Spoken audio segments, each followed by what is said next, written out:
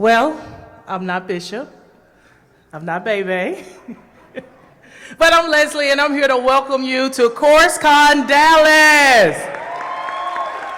We hope and pray you had an awesome Thanksgiving. We want to thank you guys so much for coming here on tonight as we come together as one Dallas. Oh, we can do better than that as we come together as one Dallas. Yes. So thank you guys again so much for coming out tonight. We want to stir you. Tonight we want to stretch you. But most importantly, we want to call you to action to join us as we are serious and passionate about interrupting the culture of violence, creating peace in the streets. If you agree, let's give ourselves a hand clap on this evening. All right. And now we will go ahead and just have a moment of prayer.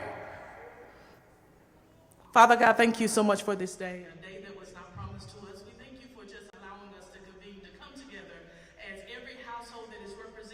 Community, every neighborhood, every family, every business, just every individual that's coming together, because we all realize that right now we must do something about this senseless violence that's happening, that is preventing our young people from navigating to success, that is robbing our communities of all the resources and benefits that will awaken us so that we can shine as one. So tonight, every conversation, as we engage in rich dialogue, every conversation tonight, allow it to expand our horizon, allow us to bring us together. We thank you for everyone that's here. We thank you for our bishop, our visionary. We thank you for urban specialists. We thank you for K104. We thank you for everyone that's in this building, every volunteer, every leader, every home, every young person. We thank you for the Omni Hotel. We thank you for just allowing us to see this moment, for we know that out of this great and wonderful thing are going to happen that will amaze even us. We thank you. We standing under an open heaven, and we do this all in your name. Amen. Welcome to the stage. There was an urban specialist, CourseCon Baton Rouge, but we're not through yet. Them that will work, so we're gonna take those ideas and really implement them as best we can. But Baton Rouge, thank you. We're not done. We just getting started. This is a good time. Thank you, Baton Rouge. Hey, we did it. We went a little over, but we planted a lot of seeds. I feel like it was a lot of impact, and we thank everybody for being here. I love Course Collection. I love Bishop Omar. I appreciate everything y'all are doing in the community. I'm happy to be a part of it, and I'm ready. I just feel that this is gonna work. If everybody come together and work together, we can make this thing happen. And we're looking forward to working with our urban specialists in the future. Find solutions for interrupted violence. Challenge everybody out there to make the past and make a difference in your community. From slang to music, a lot of those trends seem to, if you were to follow where they started, trail the breadcrumbs back to Atlanta. What Urban Specialist has been good at doing for over 15 years at least is going into communities with a cultural sensitivity and a cultural connection that allows them to organically transform those communities. I can't even testify something if you've never been through a test. Because you're not going to walk life and look below for a guy to understand what you're saying. They should take notice that there's a change. Stand Together has been a great partner with urban specialists. And I'm going to tell you something. You know, when you get sent help, you have to acknowledge that that help has been a proven commodity to give you access to go further than you ever thought you could go. I really believe that you need to find those individuals and those organizations that have that local-based knowledge. And Urban Specialist has a really unique combination of being able to identify the problems, the complex problems that are affecting the urban community. The main thing I saw was that when you have a great cause, you can have great citizens. This country is at a point where we're ready for a conversation that is not locked in by the labels that we wear today. It ain't too many people in the city to pull together wonderful, harmonious things like you pull together. But look how beautiful it is. We got white folks sitting by black folks. We got Democrats sitting by Republicans. We got rich folks sitting by poor folks. We got hungry folks sitting by full folks. Everybody on this stage, I'm with you.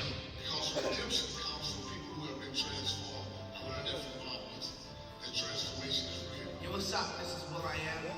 Like us to put an end to irrational violence.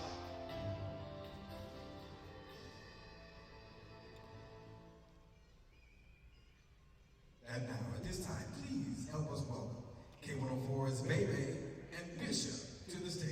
Welcome them.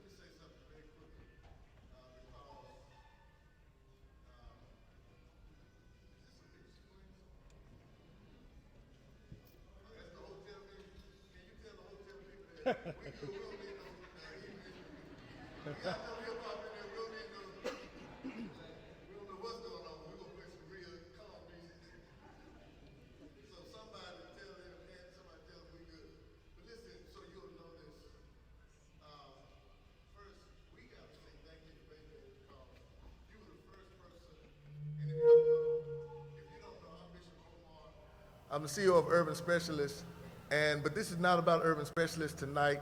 This is not about what we do. We are put in a position to be a catalyst, but this is about Dallas. But let me say this, that there were some things that happened in Dallas that were shocking us, some violence, some issues, and we were trying to figure out how to solve it. And the only way first person to step up to say to us as we came from Baton Rouge, we got to do something about this, was Bebe. He used his platform, he used his microphone, he used his influence, he used his touch to say that we can do something different. He has to go out of town tonight, so he won't be able to participate in this portion that we're going to have. And believe me, you will explain it in a moment. But I just wanted to get up personally before he left and ask that you give Bebe a great hand, because this brother brought Dallas together trying to solve the problem. Come on, y'all, really give it up for my brother, man.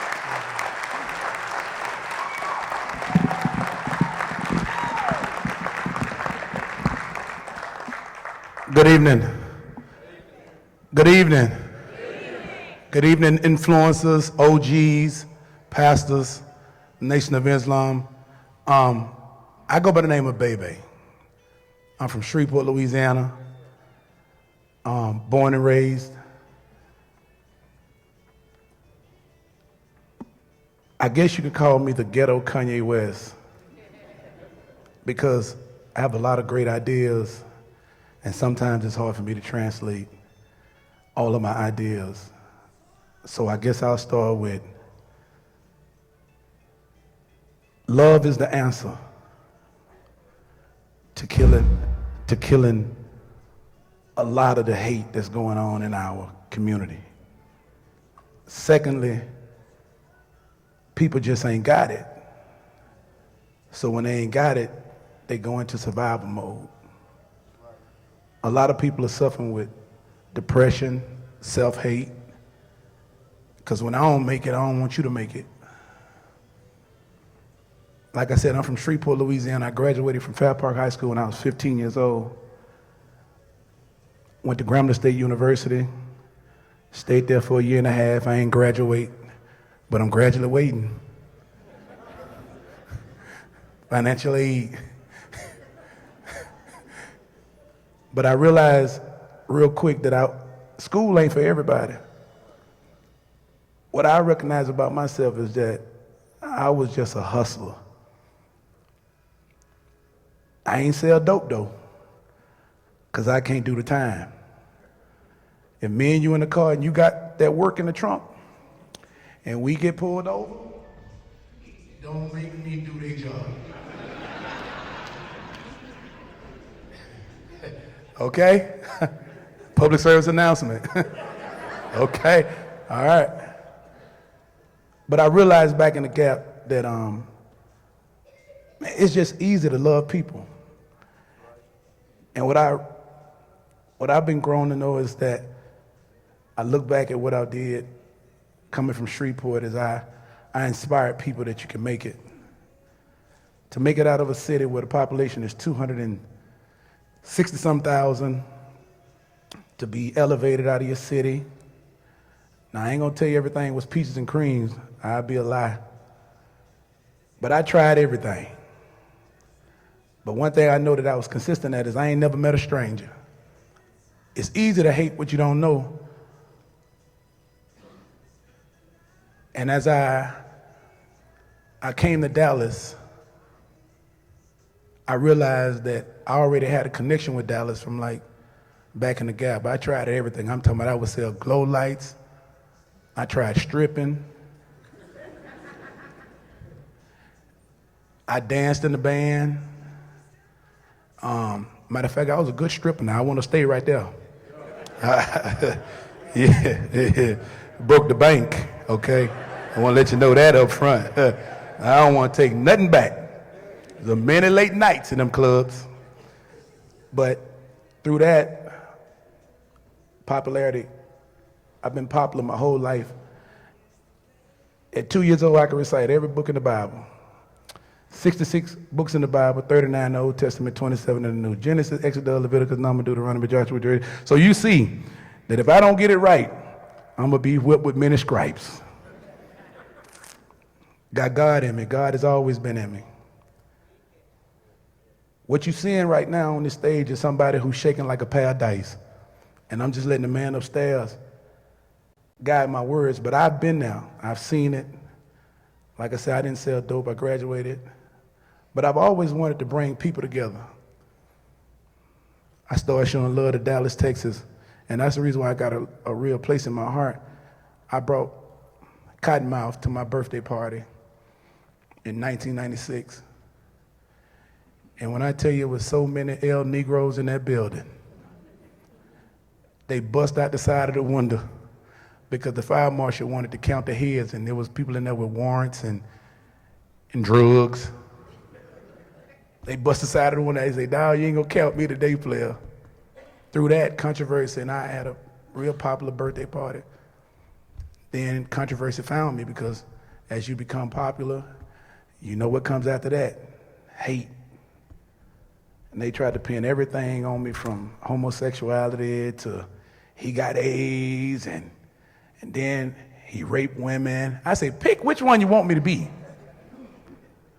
But through it all, it never fazed me. I understood that I was a child of God and that the storm wasn't for me. It was for people around me because the man upstairs got a way that he'll try to cut a lot of fat from around you. Bishop came up to the station the other day and we just went on YouTube and just went down through something. I said, man, look what. And I said, bro, I've been showing love the whole time. And that's the reason why people really gravitate to you. People don't really hate you, they just hate the love you get from other people. You ever know that? Haters are not really haters, they just undercover fans that don't know how to express themselves.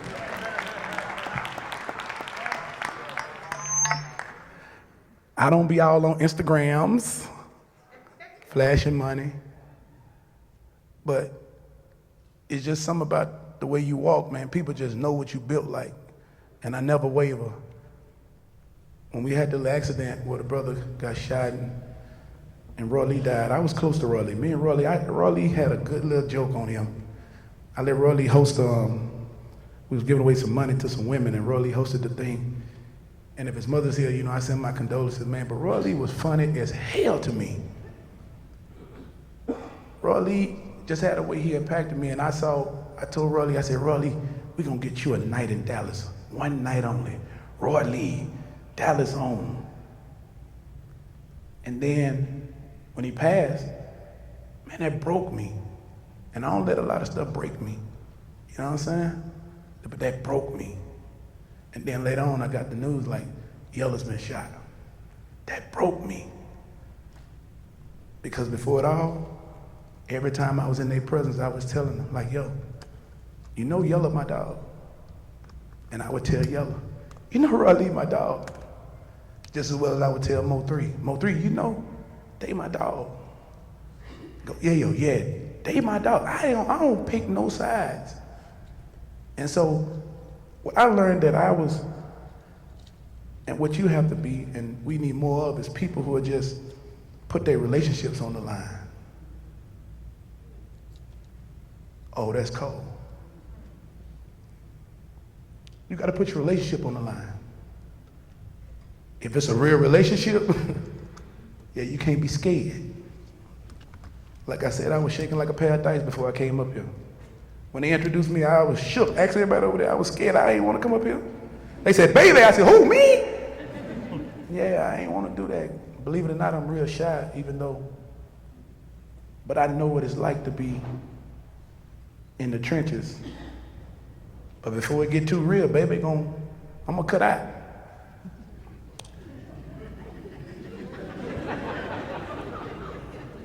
I'm Trey. Doe. Let me out. You my dog, right or wrong. You going to jail, I'm going home. So when all that happened, it broke me though. And I was like, I saw it, because I've seen everything. I've been in the middle of all kind of beefs. 50 Cent Ross, 50 Cent Game, Young Dolph, Yo Gotti. But nobody ever put me in the jam to make me pick sides. Because I ain't gonna never waver. I don't care what it is. Right is right, wrong is wrong. It's one Dallas, dog. We ain't snuffing out no more lights in Dallas.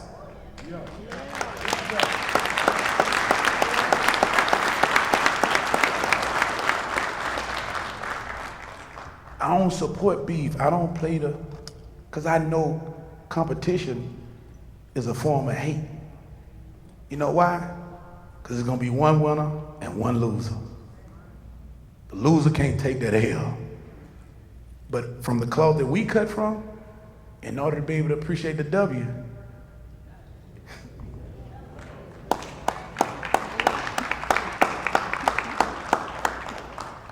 it ain't about baby. I just want to be a vessel that can help the body.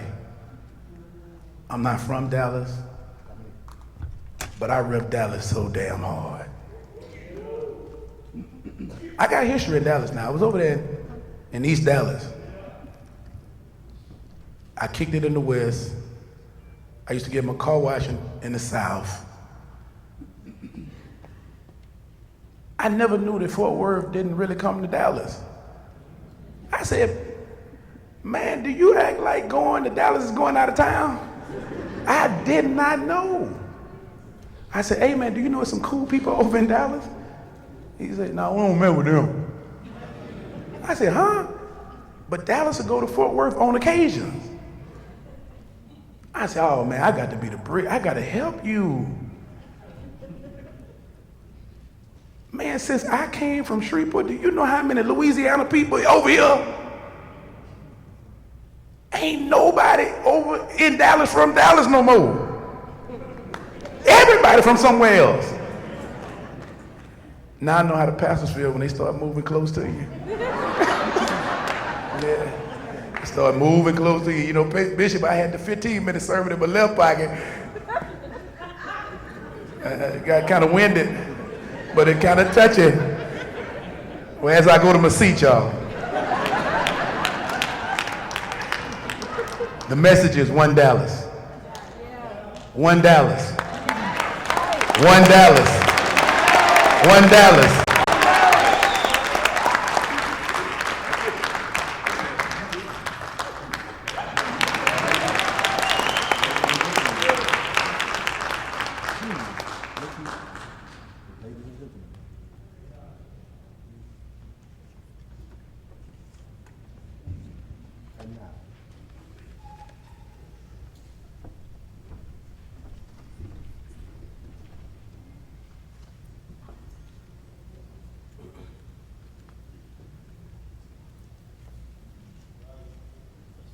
Guidance. My city needs hope. The hatred and animosity have reached an all-time high. Rest in peace, Roy Lee. I can still see a smile in the sky.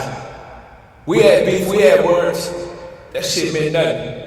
because you never realized how death can come all of a sudden. Then Yella got shot. And it made me question if I really want to pursue this rap shit or not. Because once you reach the top, they find shit to break you down, just ask the doc. He went to the West Coast to become a member of the NWA. Then Dallas Swray wasn't traded because he didn't do it that way. Vanilla Ice was from the D. But we wasn't feeling that shit because he didn't look like me. White, black, brown. Why should that matter? Why we always gotta pull people down once they reach the top of the ladder? They say, let's do it like Atlanta. Let's do it like the other places. But this city full of so much hatred you can see it on niggas close to you faces. Then we had the boogie movement. And the street said, fuck all that dancing. But we should have took advantage of that opportunity because in this industry you don't get too many chances. Then the SR dropped. Half of the city was rooting. Then the other half didn't accept it because they said they sound too much like they from Houston. Then Jerome made a splash, but he didn't connect with the gangsters. And the city didn't get behind him because they said he was from Langston. Mo 3 came. That nigga was winning. Then the city turned their back on him because they said he was from McKinney. But why does that mean anything? That nigga worked hard than a motherfucker to make him a name. Then see Shrugs died in vain. Cuz was strong, but Dallas didn't start fucking with him until that nigga was gone. Nah, I ain't speaking for everybody. I'm talking about the majority, us as a whole. How can Dallas be so hot, but still be so cold? Hey man, I'm just disappointed. I ain't calling nobody out, no finger pointing. So let's stop the bullshit before it goes too far. Because when people start dying and families start crying, that's the outcome of war. Lord, I come to you today not over beats, not with crazy balls, but I need you to help my people understand the power we possess, just how powerful we are. Lord, this ain't a video for views. It's a cry for help. I'm trying to change the perception of this city, but I can't do it by myself. So what if I don't make it big? I never hate on another man. And if I die tonight, I know I did the best I can. See, everybody want unity. Everybody wants us to come together when it benefits them. But soon as somebody blow up, they find flaws in him. They call it crabs in the bucket mentality. But this is the results you get when the city have no structure and no formality. Lord, I pray this video reaches deaf eyes and blind ears. Not being able to help the people around me, that's one of my deepest fears. Let me be the first one to extend my hand. Whatever beef we had, I pray for your forgiveness and pray that you give me another chance. Words of a grown man, only few would understand. And we done showed more love to out of town who ain't even from this land. Dallas is heartless. Dallas shows no pity. Lord, please give me the strength. And I pray for this city. Amen. One Dallas. Y'all tripping. At the end of the day, man, this shit about the city. Now, do y'all really think the city is that consumed with hate and even shit that is not good for no more? You know, let me know. I don't know. In my opinion, man, it's good for everybody. You know what I'm saying? Well, not everybody, but a lot of people, it's good in a lot of us deep in there. So I feel like, man, my city is just like anybody else city. You know what I'm saying? That's good, the bad, the ugly, but if you can post your trophies, your rewards, your monies, blah, blah, feeling from an entertainment standpoint. Because I'm one of the people that has actually paid $10 for one of my friends' CDs. It ain't open that motherfuckers. I don't know if that's but the point is I support it. Like, shout out to Bookie in the world. Shout out to nigga J Rock. I paid $10 for the Bookie CD. I ain't true. That's my guy. I supported him though. You know what I'm saying? So that's what I'm saying, man. You want support, you gotta give it. And when you give it, you gotta give it consistently. And it will be infectious, it will be contagious.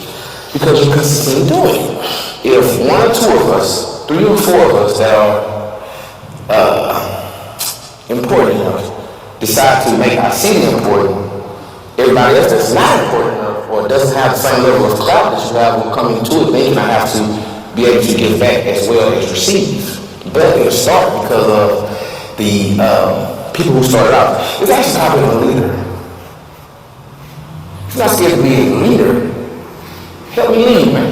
Nobody is out of the loop. We all need to be held accountable for upholding our city, man, and making us be great. A king ain't shit unless he can make other kings. Swag.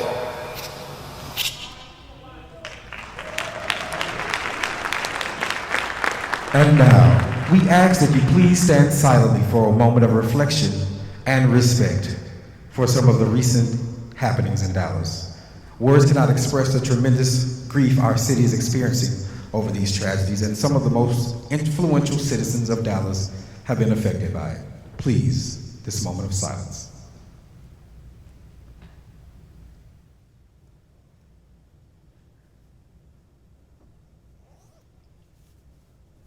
Thank you. You may be seated.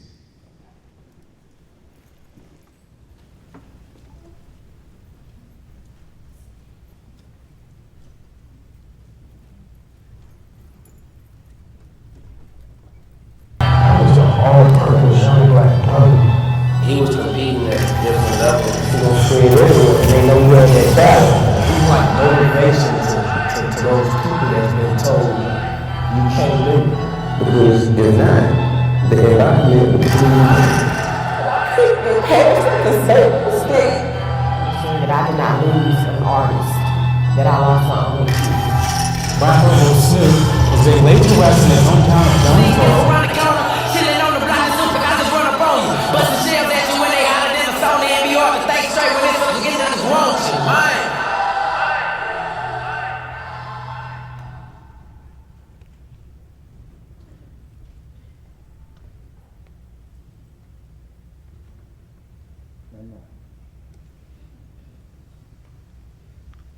Ladies and gentlemen, please welcome back Bishop Omar Jahwar as an intentionally disruptive visionary committed to transforming urban culture to end senseless violence. In addition to his community activism, Omar Jahwar is currently the senior pastor of Kingdom Worship and Restoration Church, a devoted husband and proud father of four. Please stand and give him a warm welcome as we also bring the first panel discussion to the stage with Denisha Mama Slewchester and Shaquan Randall. Please welcome the mothers of culture.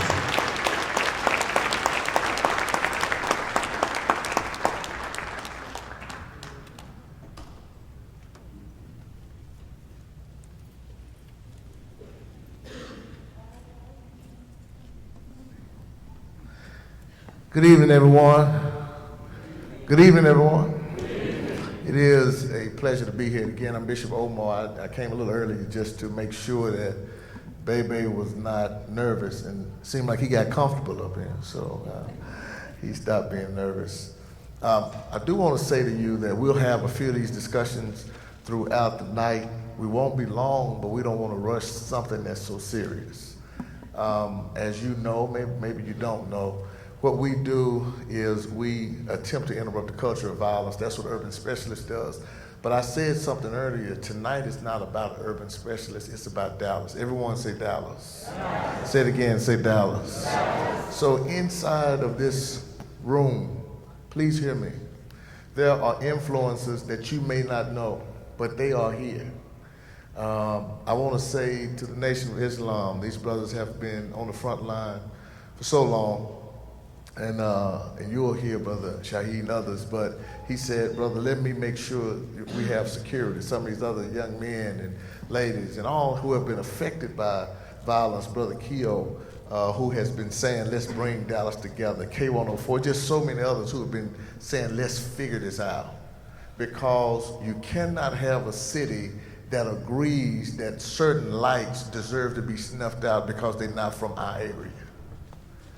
You cannot have a real community that uses jealousy as our motivation and say that corrupt idea can produce a good idea. It has to come from a pure place if we really want to do great things.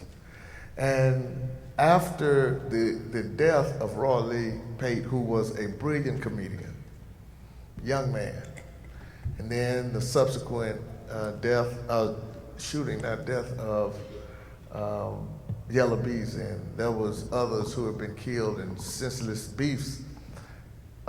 We were called and asked, can we do something? And we said, well, we're doing this, but it was not like, can we individually, but can we do something? Can you and I, and you and you and you? And so we called a meeting together of all of these influences. The young brother who spoke 7, I want to just say this to you. His mother has is fighting a serious illness, and that's why he's not here. So would you pray for him? I had another brother that was coming. His name is Silky Slim from Baton Rouge. His daughter has been with us for the Thanksgiving holidays, but on 3 or 4 days ago, the mother of his child was brutally murdered by her husband. And he killed her, stabbed her so many times, and then he stabbed his daughter, stabbed Slim's daughter, and then stabbed her. It was just brutal viciousness. And it's this idea that if I can't understand it, then I got the right to do something. Y'all understand what I'm saying? And so in this moment, it gets real serious because this is nothing to play with, this is nothing to posture about, and it's nothing that we celebrate. See, we're not celebrating we here. We're celebrating that maybe we can change some things, but we got to deal with it. But at that meeting, with all of these OGs, all of these influences came together, Deion Sanders, baby, all of us, we were all there. Bruce Wayne, all of us. No one spoke like Denisha. They call her Mama Snoop because she is that young man that you saw in that video, Lil Snoop, who was probably gonna be hip hop's newest, biggest star, was senselessly killed. How many years ago? 5 years. 5 years ago. And they are doing a movie, they just did a movie that they're gonna release, but she's been carrying that torch. When we met Trayvon Martin's mother, Sabrina, one of the first pictures I saw with Sabrina was a picture of her because they were all surviving this moment. But she spoke so passionately to us that I said, before we talk about how we move forward, we gotta hear from these who have been through it. And you may not know our sister here, but about how long ago was this? How long? A year and a half ago, we were with her when a young lady, she's 14? She was 13 at the time, was brutally murdered in Dallas, Siobhan Randall. It was horrible, execution style in Oak Cliff. Some young people, it was irrational. We brought together all these young people to talk, and then we talked to the mother, and we tried to bless and be a part of her healing process with the sisters and others who remain. But see, you have people who have been through the storm who can tell you it's different on this side. Some people talk about it, but they experience it. So I just want to kind of set the stage so you'll understand that these conversations may get passionate, but don't think, oh, we're just talking. We do have a call to action coming. Believe me, just stay with us. We do understand that it's multiple layers. We understand. We understand there's going to be some, but I just want you to walk this journey with us. Will you do that? I can't hear you. Will you do that? Yes. All right. So tonight we just going to walk this journey. And again, it's not about Bishop and the urban spirit. It's not. This is about Dallas. And we just happen to be the catalyst. So let me start with you, Denisha. You know, I know the story, but can you, some people may not have ever heard what happened that night when Lil Snoop was killed, and how did you feel? And just, can you give us some backdrop so some of these other mothers who are experiencing this can understand what those words sound like? I first want to just say how thankful I am to be here for this opportunity to share, you know, what it is like on this side as a mother. I remember it being about 4 a.m, and someone came to my door, and they beat on the door and told me basically, you know, I need to come quick, that it was a bad call. And me, you know, thinking firstly that it was Snoop because he just knocked on the door so hard. And I just remember having to stop and get gas, because he used my car a lot at that time. And I'm like, you drive my car, that's your gas. I'm not gonna ever give you gas for that. So I stopped at the gas station, but still not just knowing if it's true, because our town just they just talk. He could have gotten shot and not really be dead. So I'm just like, okay, it can't be true. I'm steady calling his phone, I get no answer. And I remember turning, and when I seen the ambulance lights, that's when I knew something really is going on. So I just remember, you know, getting there, and it's kind of funny how they restrain you from, you know, I thought I had every right as his mother. This is my son that I see laying on the ground, so how can you tell me I can't go touch him? And so I fought with the police, and I just remember throwing up, about the vision, you know, just there was no blood, but it was just the fact that my son was on that ground.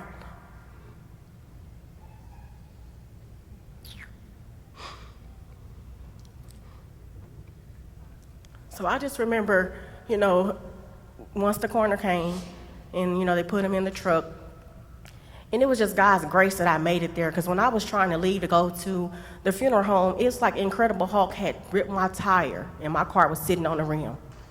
So I had to catch a ride to the funeral home, and I remember the woman working there, she said, you know, before you go around this corner, I want you to stand here, you know, and just get yourself together.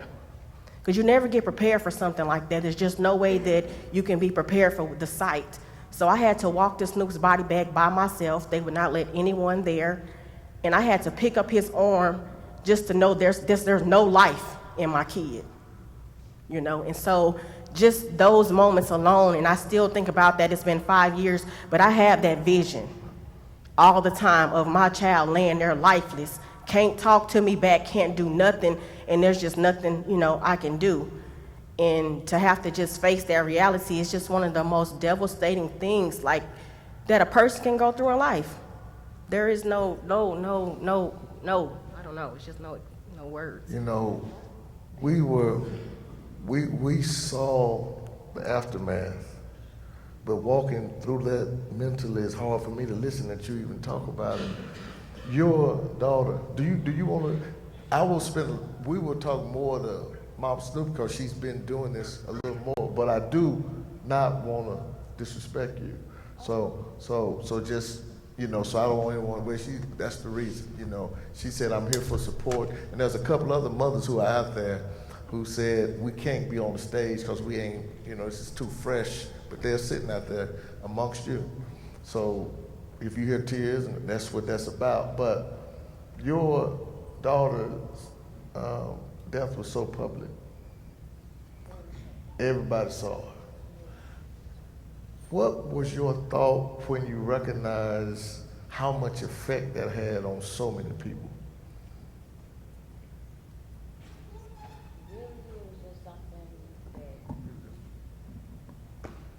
It's just, I guess it's just something that you just wouldn't expect, especially when it hits so close. Like, I'm from Oak Cliff, born and raised Oak Cliff.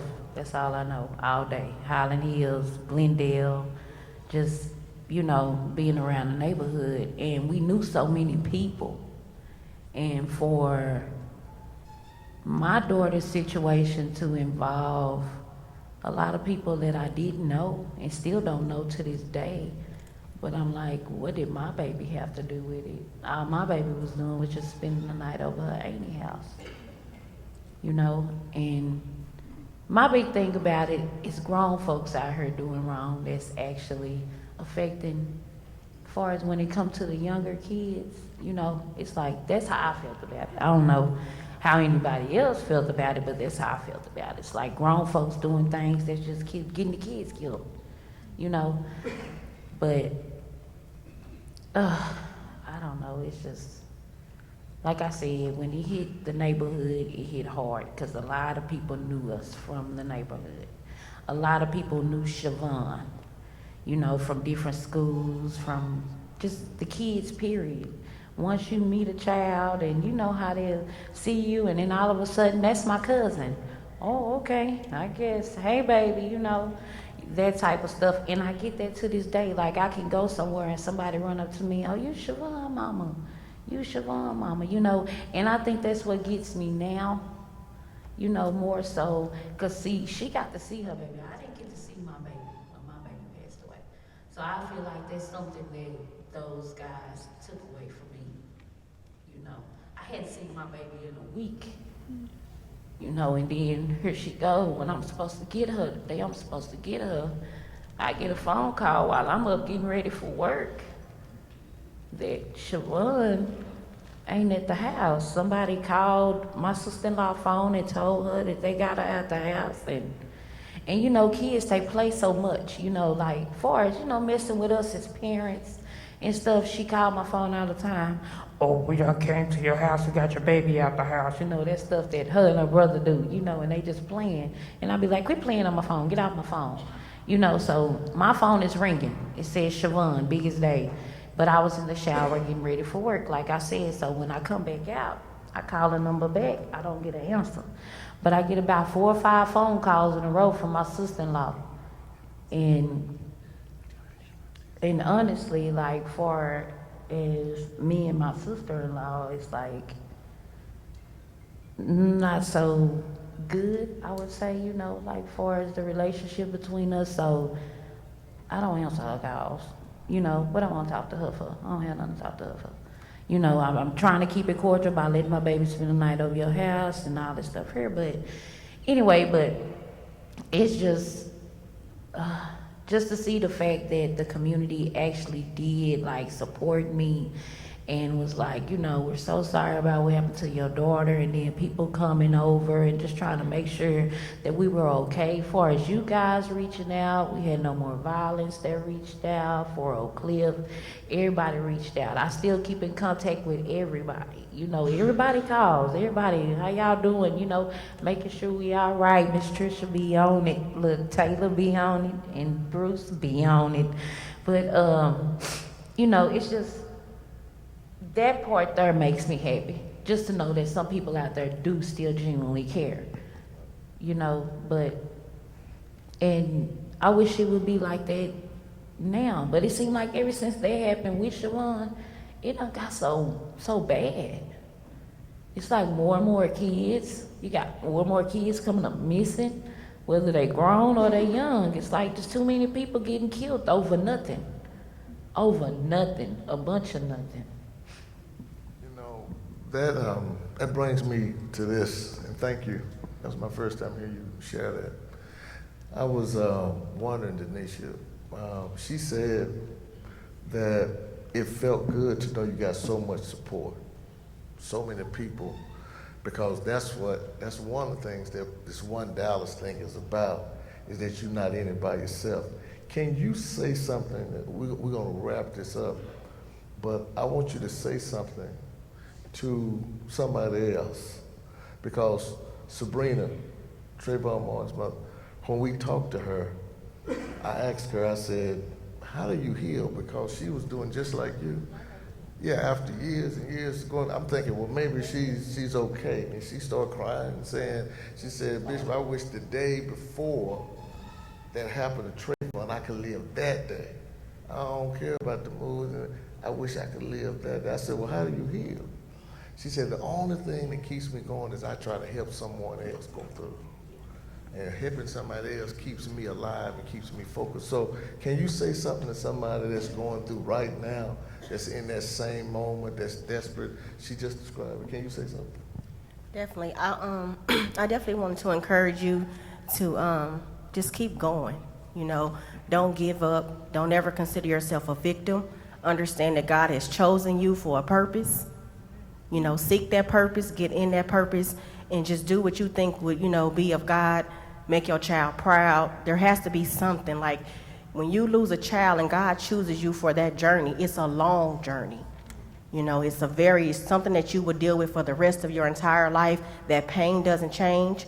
I don't care how many years it's been, that pain sits in your chest. Every day when I wake up, the first thing that hits my mind is that Snoop is dead. And then I have to consider going to the bathroom to get myself together. But that's a daily thing. So I just encourage you to find your purpose. We all have different purposes. And because my son was an artist, I kind of already had a blueprint. You know, some of us mothers who don't have the limelight, you know, you don't really know where to start. But the key is, whatever you do, do not give up. That's the main key about it. Stay prayed up. Family gonna leave, friends are gonna leave, but God is not gonna leave your side. And you make your child proud, and you bless that next parent. You give them something, you know. If you can feed into, just think about, you know, what everything that we go through in life is not for us, like Bebe stated. Everything that we deal with is for that other person. So when I now can look at other mothers that I get text messages about today I wanna die. Well, I can remember the day I wanted to die. And I can share with them what I did not to die. So that's just what, you know, makes me want to keep going, is just to be a blessing to another person. And look, I wanted to say something else, because when you said that, It's like ever since I talked to you the first time I met you, and I think I met you like 3-4 months after Siobhan passed away, they said, it's a lady looking for you, and she's Little Snoop's mom and all of that stuff there. So when I first met her, y'all, exactly what she just said, that's what she said to me. And honestly, that's how I go day by day. I wake up, and like she said, the first thing come to your mind is like, oh, Siobhan, I heard, so I shed my tears. But for the sake of my other 3, I have to get up. I have to keep on going, and that's exactly what she told me. And she told me too, Denisha, she told me, she said, it's never gonna heal. You're never gonna, it's never, how people tell you, oh, it's gonna be okay. It's never gonna be okay. That's because that's your child. You know what I'm saying? So you're gonna wake up every day with it on your mind. You're gonna have your days. You're gonna have days when you don't want to be bothered and stuff like that. But like she said, I get up every day and I keep on going. But my drive and everything that I do is for all my kids, with Siobhan on my mind and in my heart. And I do that because that lady told me that if it wasn't for those words that she gave me, y'all, I'll be somewhere in a mental hospital, out here trying to hurt these people. I feel like I'll be all kinds of places.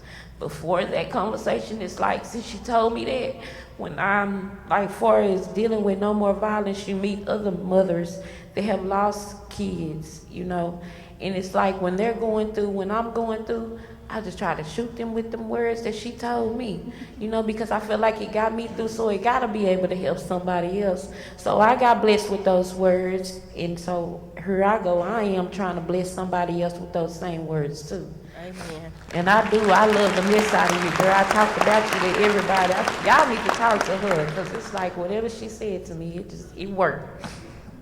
It do. I appreciate that. Listen, I need you to do something with you as Dallas. I know it's so much more. I just wanted you to get a taste of this, and you'll get some more taste from a lot of people here tonight. But Dallas, first of all, do we love these two? They didn't hear you. I said, do you love them? Are we going to walk with them all the way? I said, are we going to walk with them all the way? Well, please show them some love again. Denisha, I love you. You know I do. I love you, sis. Y'all, come on, clap your hands. Thank you. As we keep going.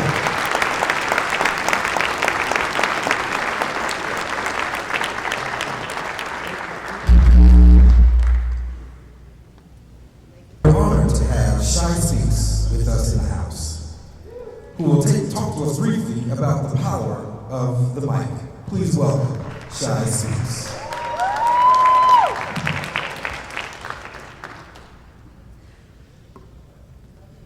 I treat the words artist, advocate, activist all like they're one adjective. Actually, I actively play acrobats with these alphabets. I'm gonna go back, I'm straight A's. I said I treat the words artist, advocate, activist all like they're one adjective. Actually, I actively play acrobats with these alphabets. Woo. Let me rewind it back, gotta say something simple. When I smile, I'm going in like a dimple. I get tired of those same lines, I get tired of those lame lines. It's game time, I'm going for a big close like I'm Lane Bryant. Cause all I do is win, win, win. That's word to my Asian friends, like even when I get tired, I just catch a second wind. Cause there's too many people to reach. From Dallas to Australia, way too many rappers to impeach. Yes, too many, I tell you. They out here acting gangster, trying to move work in these streets while I'm talking to politicians, trying to get them to work on the streets. I'm saying we're different.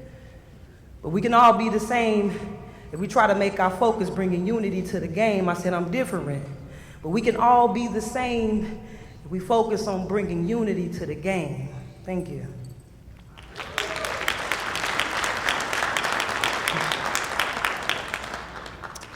That was a snippet of an acapella that I spit on Say Cheese TV some time ago.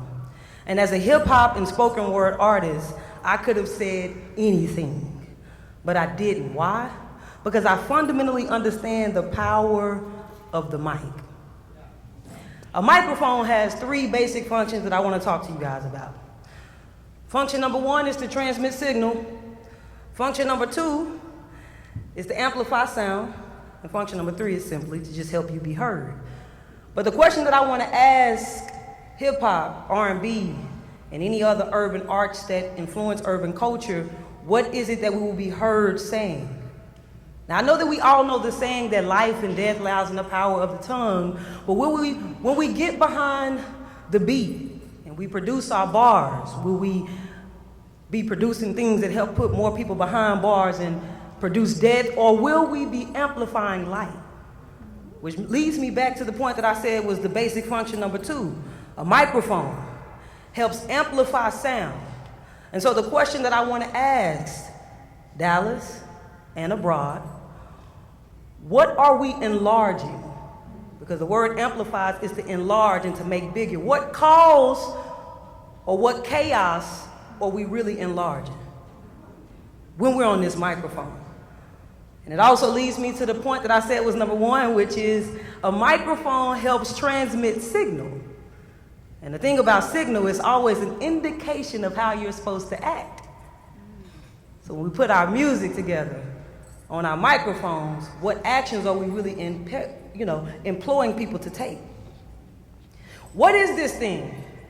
This thing that influences people's actions is big enough to amplify chaos or beauties or beefs, or what is this thing that helps our culture be heard? What is this? It's something that's powerful beyond our minds. What if we all fundamentally understood the power of the mic? Thank you guys for listening.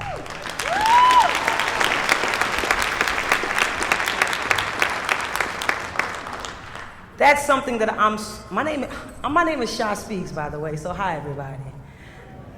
Somebody say, hey Sha. Hey y'all. I'm super passionate about what I was just talking about, and so I'm super honored to be able to introduce an artist who is leading the cause or championing that campaign of being responsible, socially responsible with what you say on the mic. I have the honor of introducing one of Dallas's own, so please give a warm, warm welcome to Lady featuring Faith. Make some noise.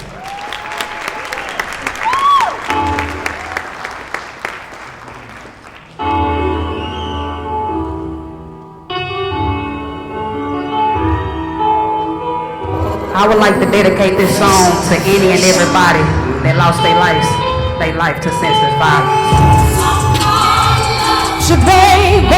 Somebody love you, baby. Somebody loves you, baby. Somebody love you, baby. Somebody love you, baby. Somebody loves you, baby. Somebody love you, baby. Somebody loves you, baby.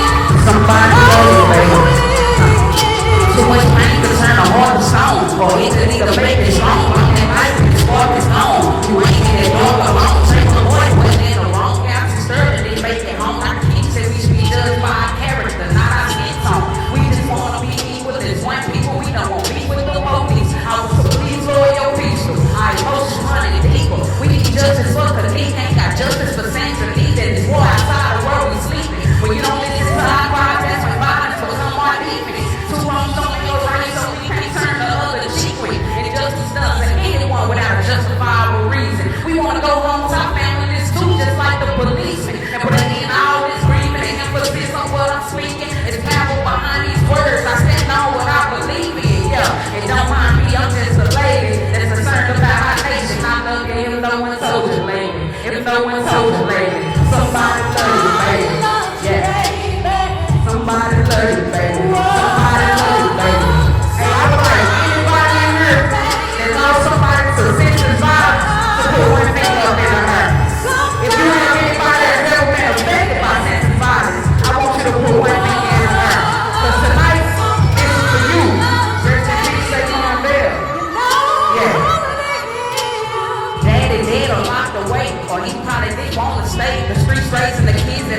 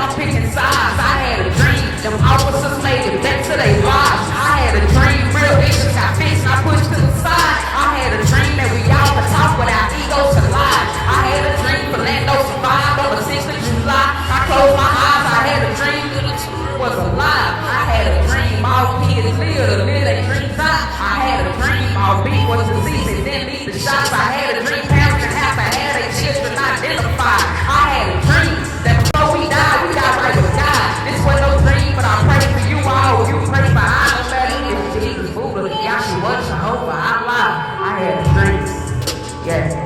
I understand that us as human beings, we go through so much on a day-to-day basis. You know, a lot of us living in broken communities, you know, that's a result of broken homes, but I love my people. And I know that we've been through a lot, and we still going through it, but we gonna make it. The struggle don't last forever. $1. Thank you.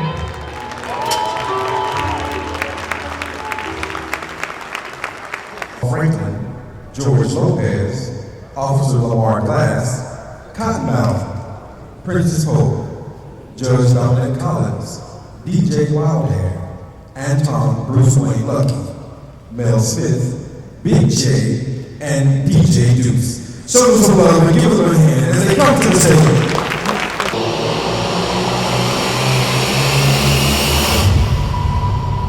It's midnight in America.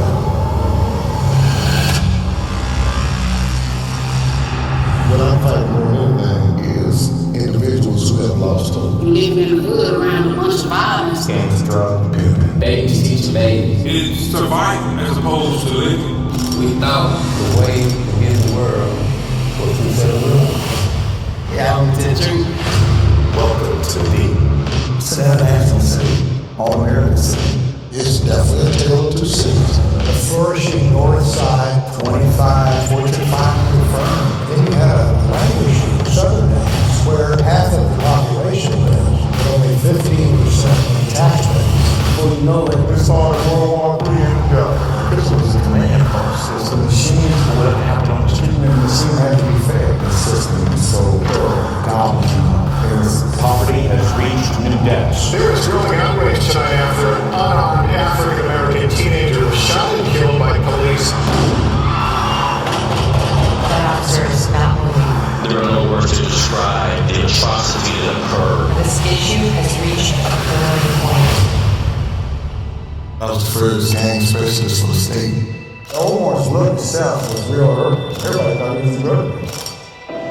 Suicide. I've been saying that again.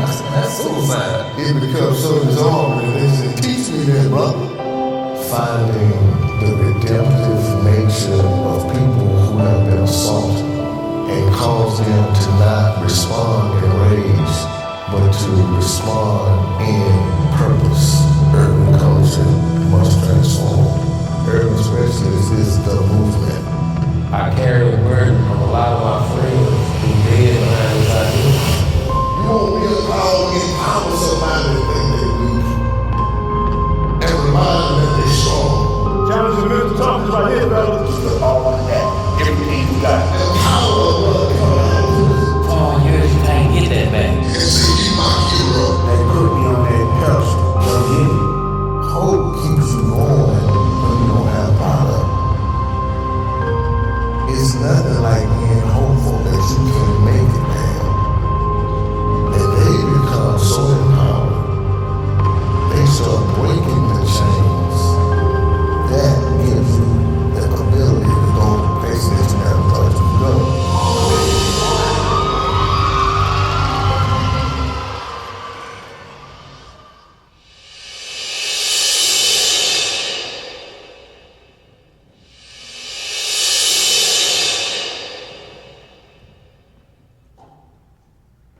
Would you welcome all of these great panelists to the stage, please, again? Come on, please, clap your hands for them who doing great things.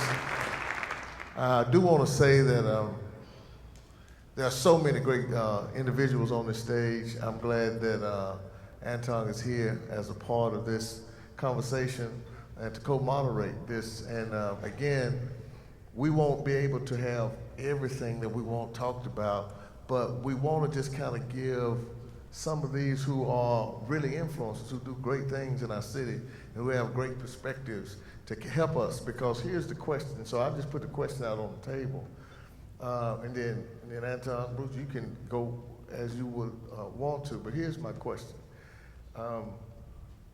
There is this idea that no matter what it is, whether it's activism, whether it's music, whether it's politics, there seems to be this idea that Dallas has to stay split because you can't support each other. We can't support each other, even us. You know, we get into it over who doing the right thing in activism, who doing just silliness. And then when it costs something like this, you know, where this young man is dead, his other brother says, you know, everyone gets nervous. So the question on the table, this is the general question, and however you want to go with it, you feel free. And we may, you know, kind of nudge along.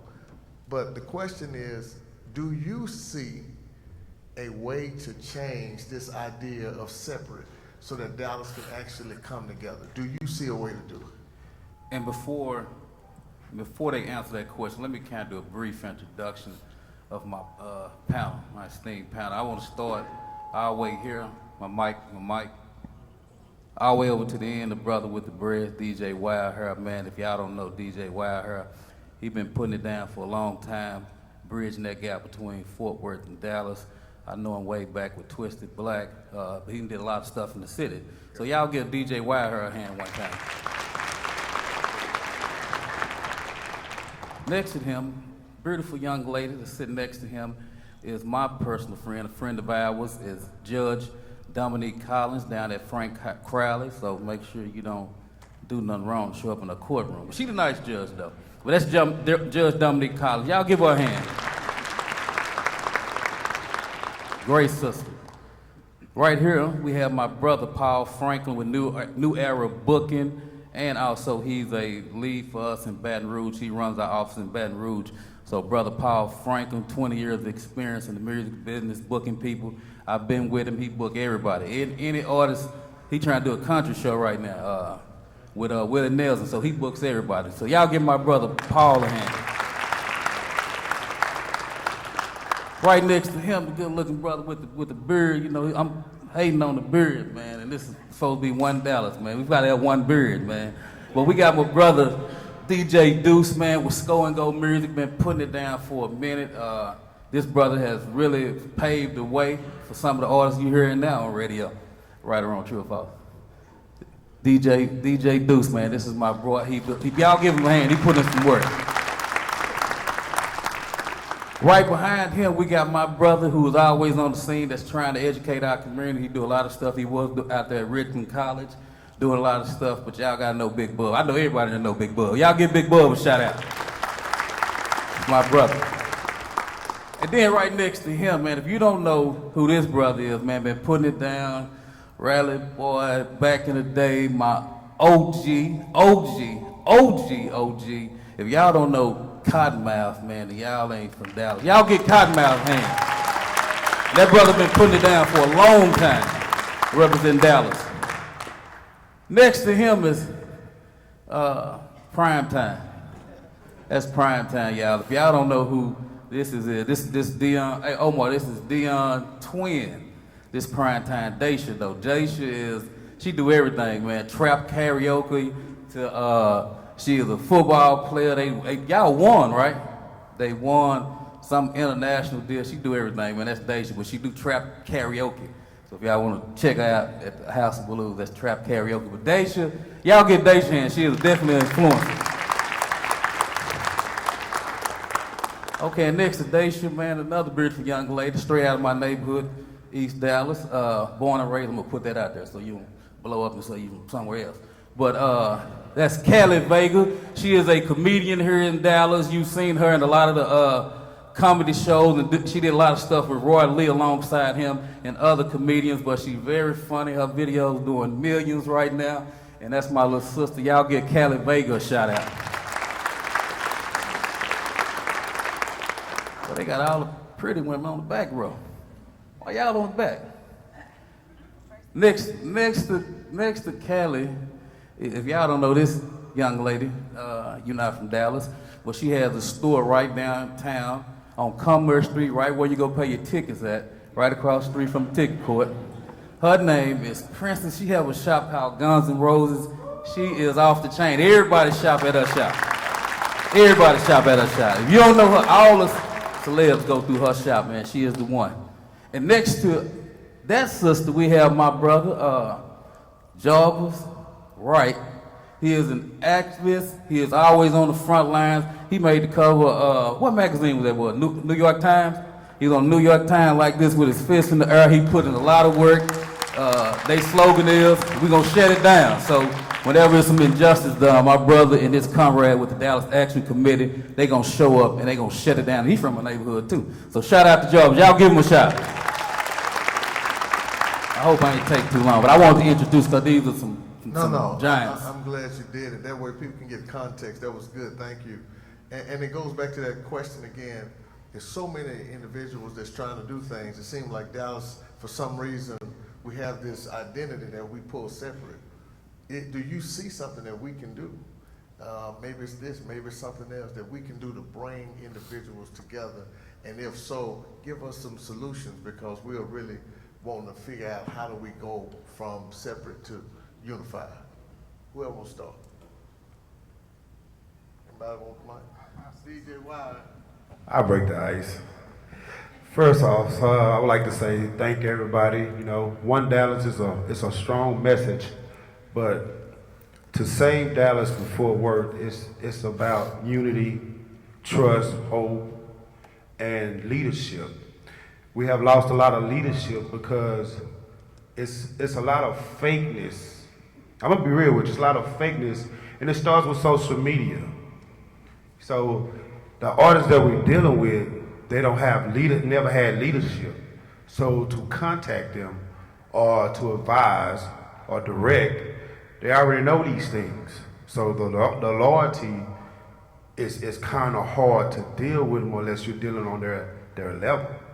So what I have tried to do when I deal with younger artists to get them deals through the record label, I try to step to their level and see if it's approachable, because the way you approach it can always lead wrong or right.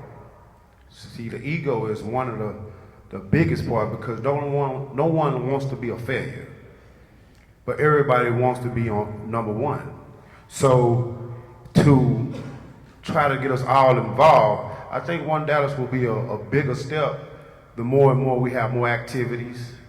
You know, 3-on-3 basketball has always been, I think ever since that the Hoop It Up and came out and left, I mean, there's been a lot of violence, but directly with the streets, politics, I mean, with the judge being her, it's the closest I ever been to a judge. I hope she can get some of these warrants from Dallas off of me or something, but it's just that we need a lot of unity and a lot of leadership, not people that fake the leadership for politics. Now, that's good. And please understand, and you're next, please understand that we are capturing, not just through video, we have bloggers and other people who are capturing your words so that we can use this as part of our call to action. So I heard you, it was leadership and not using politics and fake people to try to do real stuff. I got it. And we're gonna keep it moving. All right, sis, yes, go ahead. All right, yes. If not, you just. So just to piggyback off of what he said, pretty much like to host more events where we bring the community together. Kiddo didn't mention that I am the founder of the Hood Awards. We originally called it the Hood Awards. We now call it the I Am Dallas Awards. And the purpose of that is, you know, it gives the whole city a chance to just get fly and just everybody from different neighborhoods to come together. And we pretty much just like acknowledge, you know, who's who in the streets. And so, like, it's always been, you know, during the summer and for whatever reason, like when it started getting hot outside, that's when like the violence, the crime, like goes up. So in the past few years, like we've been having issues with Dallas police as well. You know, in my event, we haven't so long had a fight at an event. We getting all these, you know, these people together from different neighborhoods, all on one accord, everybody chilling, enjoying themselves for one night, regardless of the beef that's going on. But at the same time, we got DPD on the back burner, like they trying to shut us down because of the violence going on in the streets.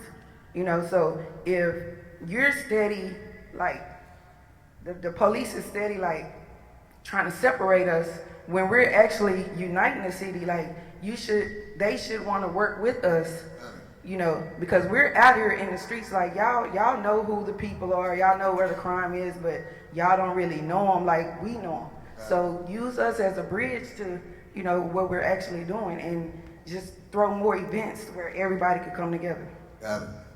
Events, and then really recognizing who you got in the room. Right. Don't assume because they in the room, then they mean it's a problem. Exactly. Sometimes they mean it's a solution. So I get it. All right, yes.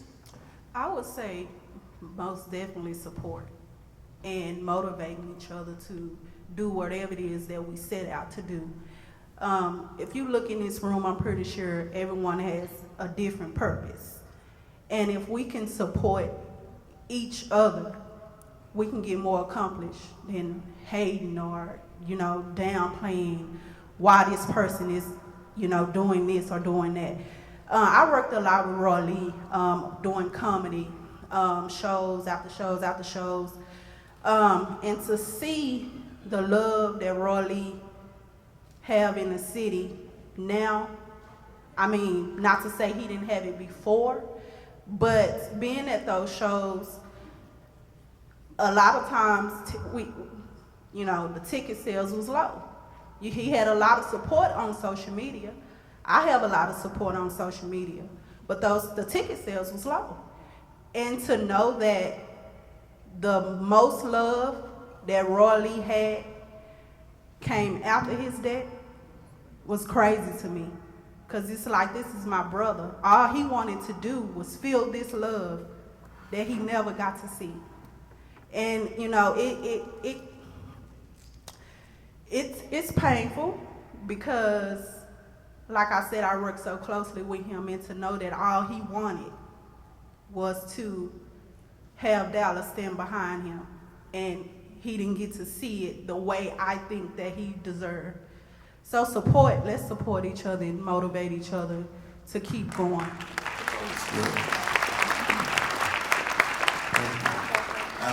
After you, I'm gonna ask a specific question, and I'm gonna direct it to you, Cottonmouth, if it's all right, about the realness, because I hear that. So it's all right. I want to direct that to you, and then Judge, I want both of y'all. It's gonna be kind of interesting what I ask, but I want, if that's all right, you know, bring y'all together. Then after you get through, then you can work on his warrants. You need it? We'll get to that. Go ahead, sir. I think I need to wait on the realness question, man, because that's kind of what I was going to touch on. Good. All right, then you keep the mic. This is, so to do what you are doing, whether it's entertainment or whatever, it takes a certain amount of real grit and real whatever that is, whatever you got to do to get out of where you're at. It takes that, man. But when you are doing that, it's normally connected to something that may be illegal, something that may be unacceptable, whether it be gangster or whatever. How do you, because this is what I think people are wrestling with on the real side, is how do you keep it real so you can keep yourself street cred, street credibility, and all these things, and then try to be successful at the same time, because when you are walking in those lanes, and you've done it, because as he said, I'm from Dallas. I remember from the Rally Boys to this, to all of it, to how it all got, you know, everything. I get it. And even as a pastor and all that makes no difference. We got to understand that there was some real stuff. So, and y'all can speak to whoever, but I want to start with you because you have more history in that level. How do you do that? Because some of these young people saying, man, I'm trying to get it, but this is the only way I know how to get it. So how do you separate that when you're trying to move forward? Excuse me. I would say love.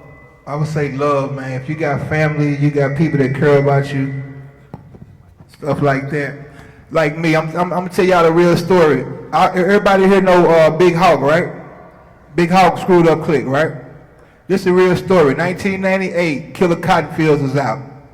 That K104 post over there, we told K104 up for 3 weeks till they played our song, right?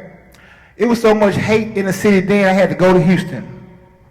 Houston showed me what they call screw love. It wasn't about the artists, it was about the community and the fans, right? And to keep it real with myself back then, I had to understand the difference between Houston and Dallas. It was straight love over hate and business. So when you're in this entertainment game and you're talking about doing something real, the only thing you gotta keep it real with is yourself and God, and know your goals and aspirations and what you're gonna allow yourself to do and what you're not gonna allow yourself not to do. But to be honest with you, before I feel like, I just told Bub this, before I can get to where I'm at sitting up here, everybody in here needs to know my story. I am the sacrificial lamb, and I'm out the way in plain sight. I don't say too much because I've learned over the years that don't do not one person. So the artist can't do nothing without the community and the fans. A store can't be run without the customers.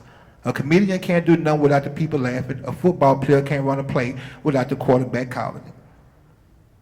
So to be real with you, when you get into the game of entertainment, the only thing you gotta keep it real with is yourself, because if you ever sell your soul for less than what God intended for you to do, you will be paid back by the devil in some type of form, shape, or matter. So if you're not prayed up when you're going and stuff like that, because Dallas streets and Houston streets was different for us with the music. In Dallas, people sit around and don't do nothing. When I went to Houston at Screw House, we had to rap. It wasn't no who the best, like we having fun. Here, it's no fun. And that's the main problem. Everybody is tough guy. Everybody tough. Nobody smile, have no fun. When we was coming up, it was Two Live Crew. We had fun. It was Genesis, Mama Judy's. We had fun. So I don't be digging things that go on in my city because people don't know the real. I'm a real street cat. I'm a real street cat. But I'm the cat that was on the street. My partner said, don't do that. You rap. I took people from my block of Echo and Kenilworth to Master P in Lafayette, the Strawberry Fest. I'm on Down South Hustler, so if you don't know, this is history fact. I did the last song with Roger Trapper, or Zap. This is history facts, but I don't go around telling nobody nothing because that's my story. So when I tell my story about Dallas, I'm gonna wake the whole city up because my story is real. I know Pimp C from the Yellow House in Port Arthur. This is all footwork, and I had to be real. Even when we had to do dirt within the music, it was like, we're doing this here to press CDs. We wasn't doing it to buy cars. We're doing this here to establish ourselves as businessmen. So we had to get it out the mud. It wasn't no label. We rode around with a McDonald's bag full of money. First time I met Paulie, we did a song with Young Bleed, 4 in the morning, in Baton Rouge for the Rally Boy album, just 4 in the morning. We pull up McDonald's bag full of money. We could have got robbed at any time. So I can only say being real and fake in the game is like you're not true to yourself. It's too many wannabe trappers. It's too many songs on the radio that's directing our youth toward the streets. I just told Baby this a while ago. Why come we as a city can't have a 3-hour special where it's nothing but country? We could be the first city. We don't play nothing but country rap on Sunday. That's going to eliminate a lot of violence because we go to the park on Sunday here.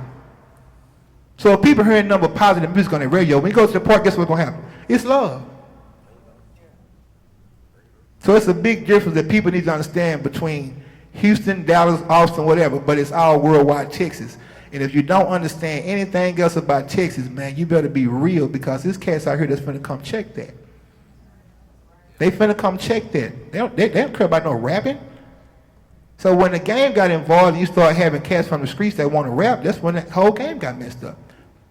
And I'm going to tell you the truth about it. As soon as the government said take the big guy out, who they rapping about, rap became us, we, to I.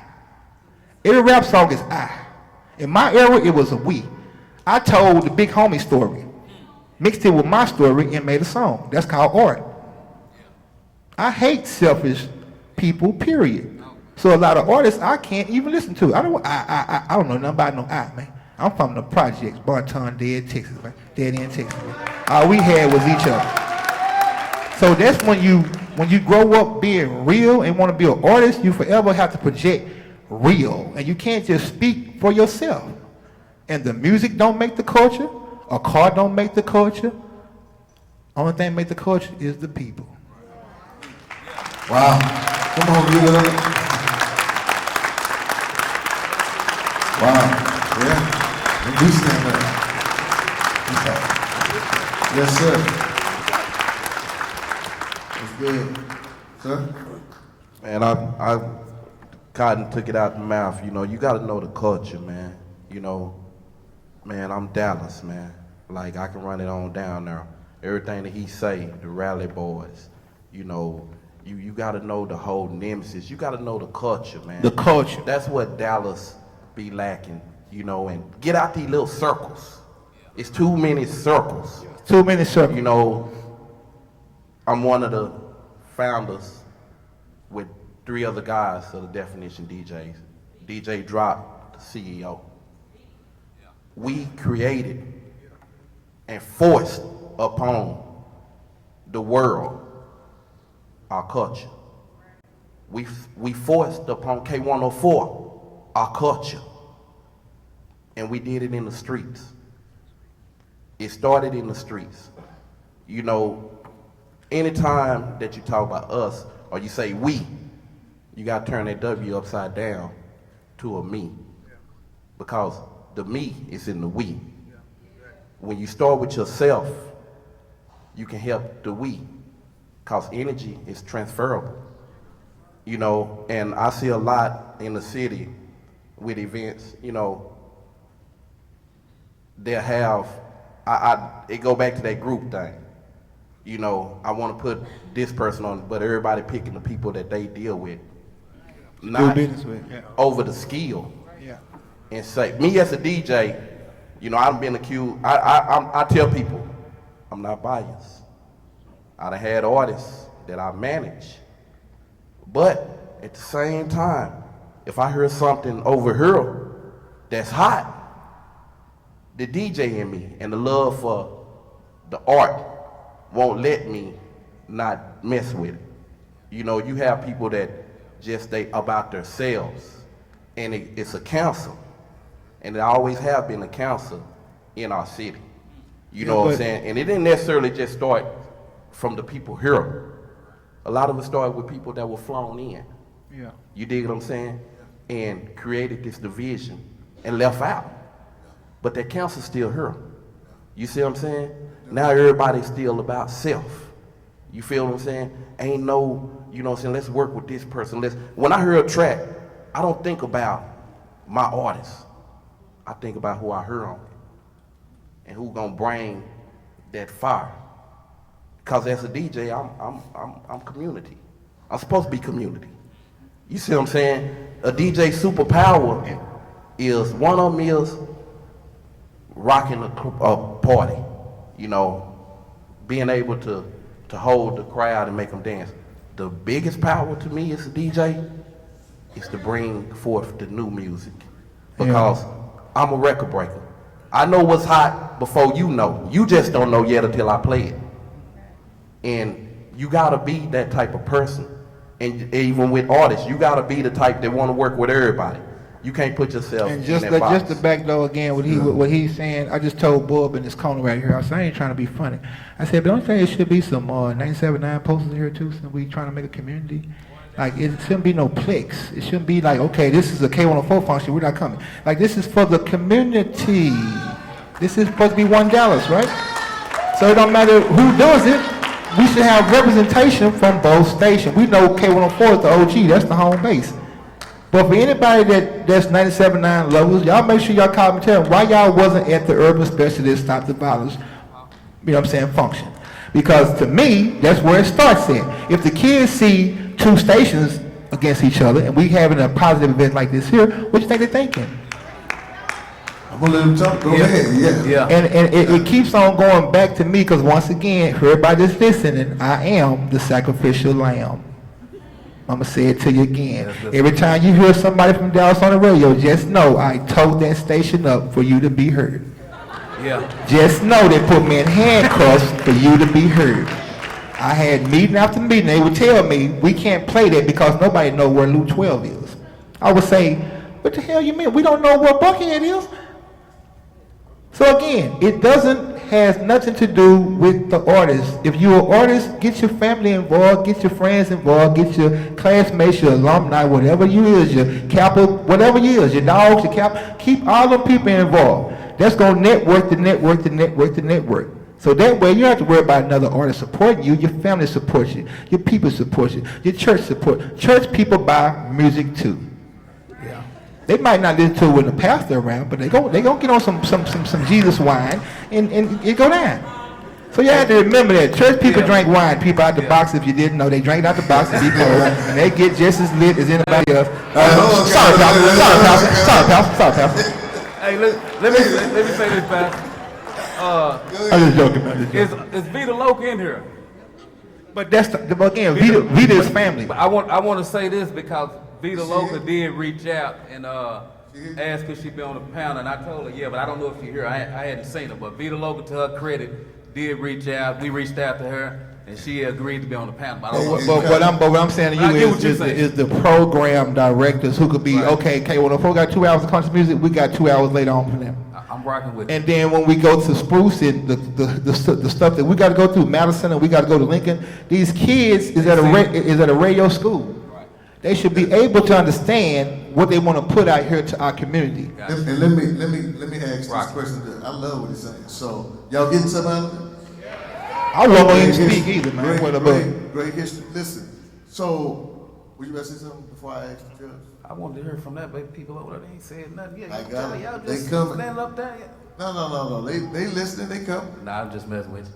No. Listen, because I want to make sure, and you all can get in on this, because this probably, Jarvis, you probably will understand this piece also, and whoever is. I'm not restricting. I just want to start with you, Judge. And I forgot that you want to say something about keeping it real. I promise you I'll let you. Judge.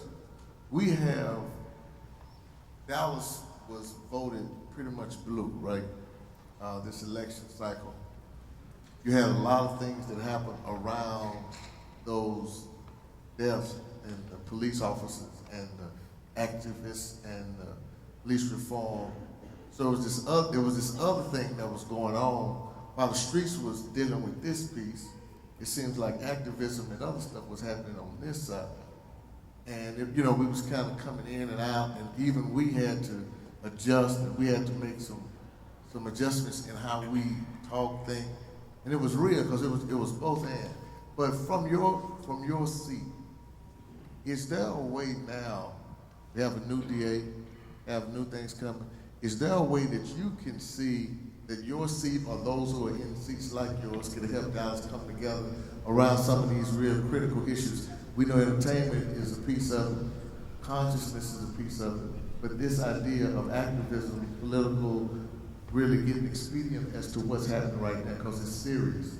And some of these who sit here have lost people innocent, have had to figure this out, and there's this notion that maybe so that we can get this together, but can you speak on that? Because I want to make sure we capture that moment too. Sure, I think the new DA is going to do a whole bunch with restorative justice, not just locking people up. That's kind of where I learned my skills watching him as a DA, watching him do what he does. It's about more than putting people in jail. It's about restoring them to who they are. I like activism. I can totally get down with activism, but I need the activism to translate into votes, because it did not. It did not this time, and it did not in 2016. So we had a record number of votes, which is awesome. That's hot, right? That was the white people voting in the North. Y'all didn't know that, did you? No, you didn't. So until somebody looks like you, you're not going to go to the poll. You know that's wrong. Sometimes people don't look like us on the ballot. Sometimes you're not going to get your favorite, somebody that you love, but you need to look at the ballot. First, you need to go. Second, you need to look at the ballot and see whose views, what they're gonna do is not diametrically opposed to you. Who's, for lack of a better word, not trying to destroy you and what you need and what's important to you.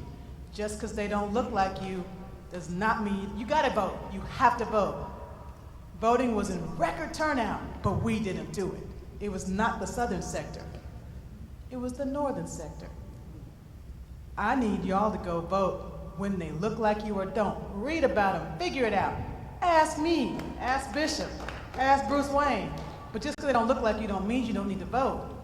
On my election, 2016, I was walking around, I was over there off Camp Wisdom doing something, and a friend of mine said, hey, vote for my friend Dominique Collins. It was 5 o'clock. This sister had 3 children. She said, oh, I didn't vote yet. So I got on my phone, I asked her what her polling location was, I made her a map and I texted to her. She ain't gonna vote, because wasn't nobody on the ballot that looked like her. Now, I'm not trying to hurt your feelings or piss you off. I hope the brothers don't have to walk me out for what I'm talking about, but it's true. And in regard to activism, I am just as hurt every time one of our little children gets killed or hurt by the police. I don't like the way they talk to me either. But I'm more pissed off when we kill each other, because that's what's happening in representation.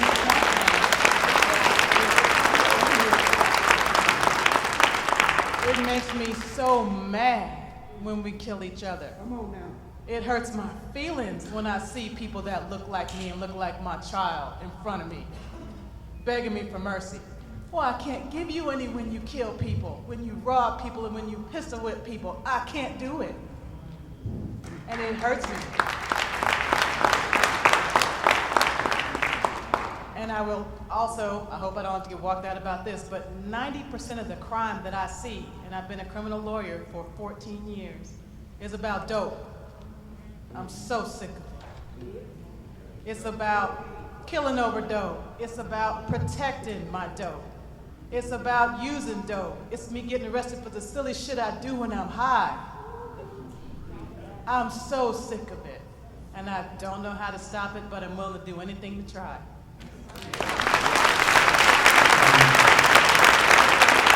But that wasn't real. Go ahead, Paul. Well, I want to say, just first of all, I'm not from Dallas. And sometimes a perspective from the outside looking in, it's a little bit different. When you're baking a cake, you look at how beautiful the cake is rising, but for the people that's in the mix, it's very hot and sticky. And I say that when I look at Dallas, we've lost Soulja Slim, we've just lost Young Greatness, we've lost Nussie, we lost a number of artists in Louisiana, and we haven't had a forum like this yet. So the amazing thing, even though Dallas feels the way Dallas feels, it's still hope in Dallas, because over 2 lives that were affected, the whole city came together with nothing but OGs in this moment, in this room right now, to discuss what we're gonna do to stop another one from passing away. You understand what I'm saying? So for Dallas alone, man, I say this to all the brothers in Dallas. I know sometimes it seems a little hopeless, but in Dallas itself, the vibe of Dallas and the love of Dallas, to be able to bring these OGs together and them to say off of one death, enough is enough. Man, you guys are doing amazing.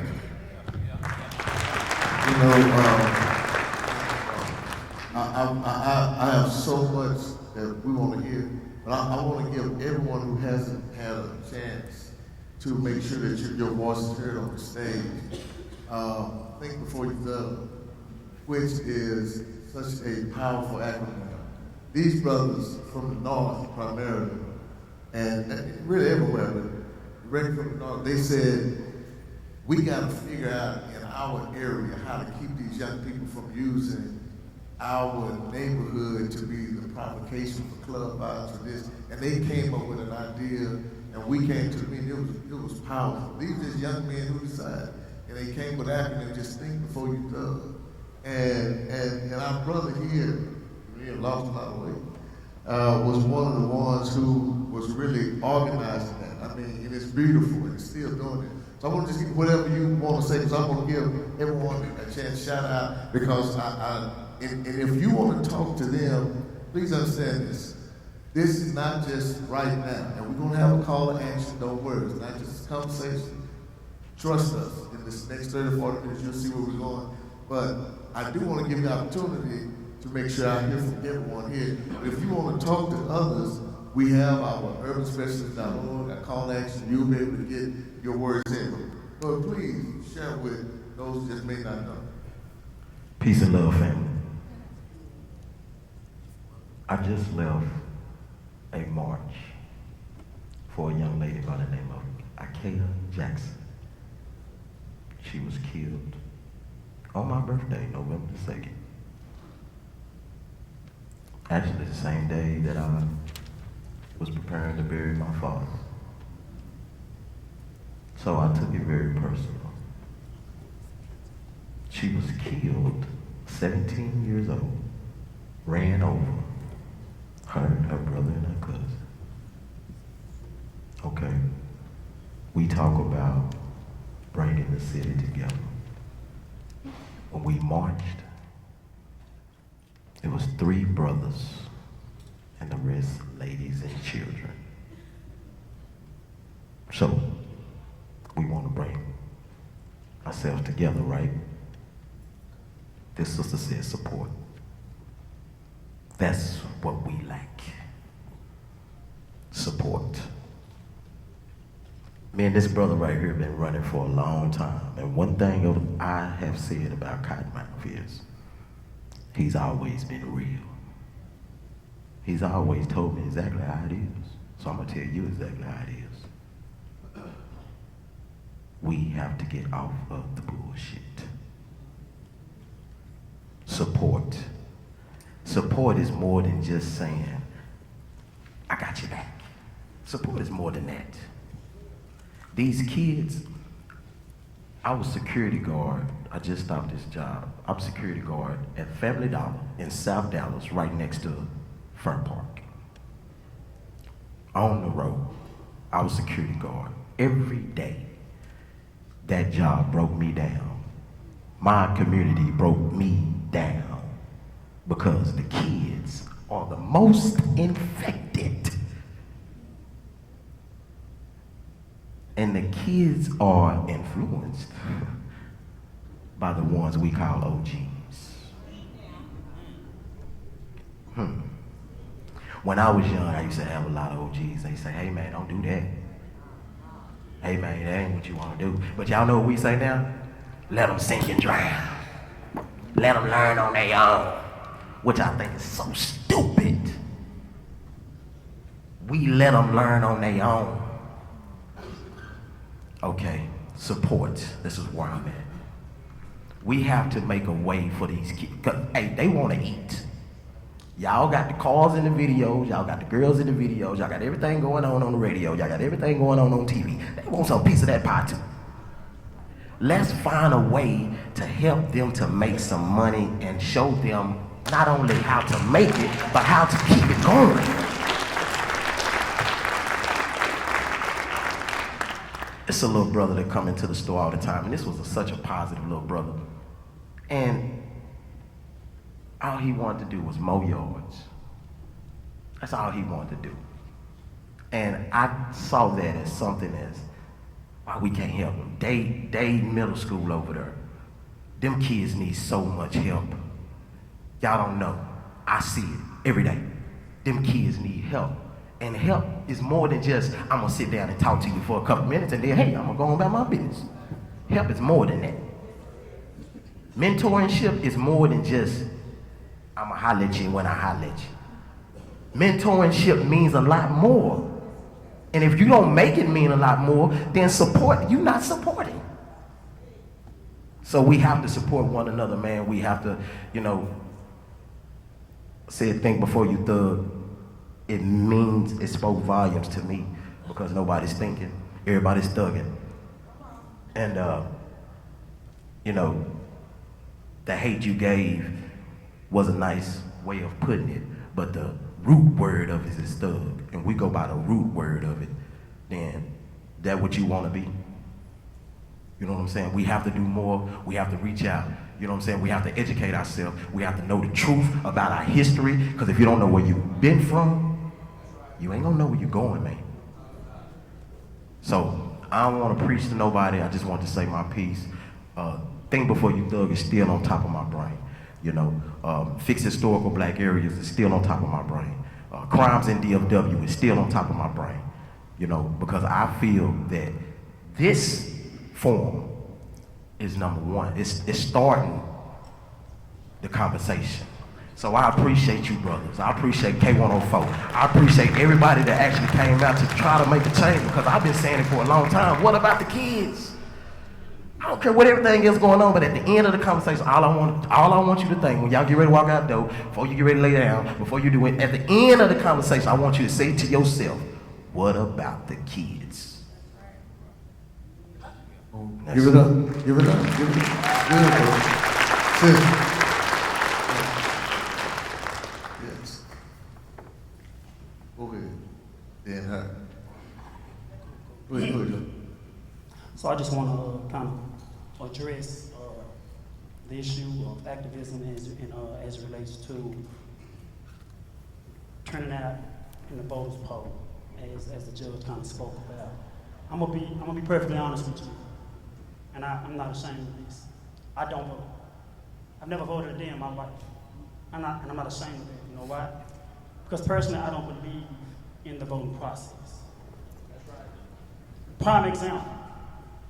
How can a publicly known man who sexually assaults women become the President of the United States? You know this. You know this. And then to find out that 55% were white women that voted for him? How can you believe in a process like that? This man knows absolutely nothing about politics. He was a brilliant entrepreneur. 45. I'll never call him the president. That's what happened. I refer to him as 45. Let me finish. I'll never tell nobody not to vote. I won't do that. I'll never say that. If that's what you believe in, then go ahead. By all means, go ahead. But this man, again, had absolutely no history in politics. But he became the President of the United States. That kind of did it for me. But again, that's just me. Now, what I say is, as I tell my bishop, my pastor, we have a lot of issues. And nobody has a foolproof plan on how to solve them. Nobody. So with that being said, can't nobody knock anybody's effort as long as they're doing something. And that's the problem we have here in Dallas, even amongst activists. So like Sister Kelly said earlier, support is very key, very key. I participated in numerous protests from Dallas to McKinney to Waco to Austin on the front line. That's how I ended up with my face on the cover of the Times. Because I'm not ashamed of what I do. I'm not afraid of what I do. People go vote, that's fine. You're going to find me in the streets, in the trenches. The number one argument I get, the number one pushback I get when I do what I do is, why is the only time you want to turn out when the police kill a person of color? Or when a white person kills a person of color? That's the number one pushback I get from opposing views. And what I say is, why you don't turn out when a person of color gets killed by a person of color? Aren't you part of humanity as well? Before you bring a charge to me, what are you doing? And that's why I'm on this stage right now. Because as an activist, I want to show that I understand. And I'm well aware of the issues that's plaguing the black community. I come from the hood, Fraser Court Projects, born and raised. I understand.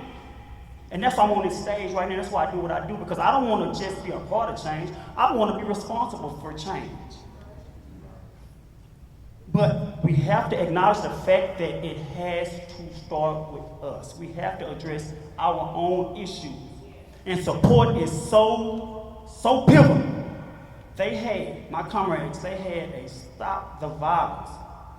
They had to stop the violence rally at Lincoln High School. I shared it on Facebook. I shared it on Instagram. I shared it. They had a total of almost 10 people that showed up. A total of 10 people that showed up, but we won't change. We won't change. You can't get change sitting in that house behind that curtain. You can't get change watching the TV saying, man, it ain't gonna change. This ain't gonna never stop. Something wrong with it. No, you have to be the change you want to see. You have to get out there and be a part of the trenches. And that's what I'm about. And that's why I'm standing on this stage right now. And I want to thank Pastor Omar and Bruce for allowing me to be a part of this panel. Be a part of this panel and be on this stage. Because if we do not get active in saving our own selves, man, we are headed for our own destruction. Ain't no ifs, ands, or buts about it. Ain't no ifs, ands, or buts about it. I can't take nothing away from what Judge said. It pains me every time I have to turn on the news. I heard the story of a black killing another black. Because you know what? That pushed our work 10 steps back. Every time we gain momentum out here in these streets to get us the justice and respect that we deserve, when you kill somebody that looks just like us, they say, look at it. Look at it. They can't manage without us. They can't manage without us. So I will leave you with this. Do what you feel is right in your spirit to bring about change. Dare speak against someone else that's doing something. Because the worst thing that you can do, the absolute worst thing you can do is nothing. $1.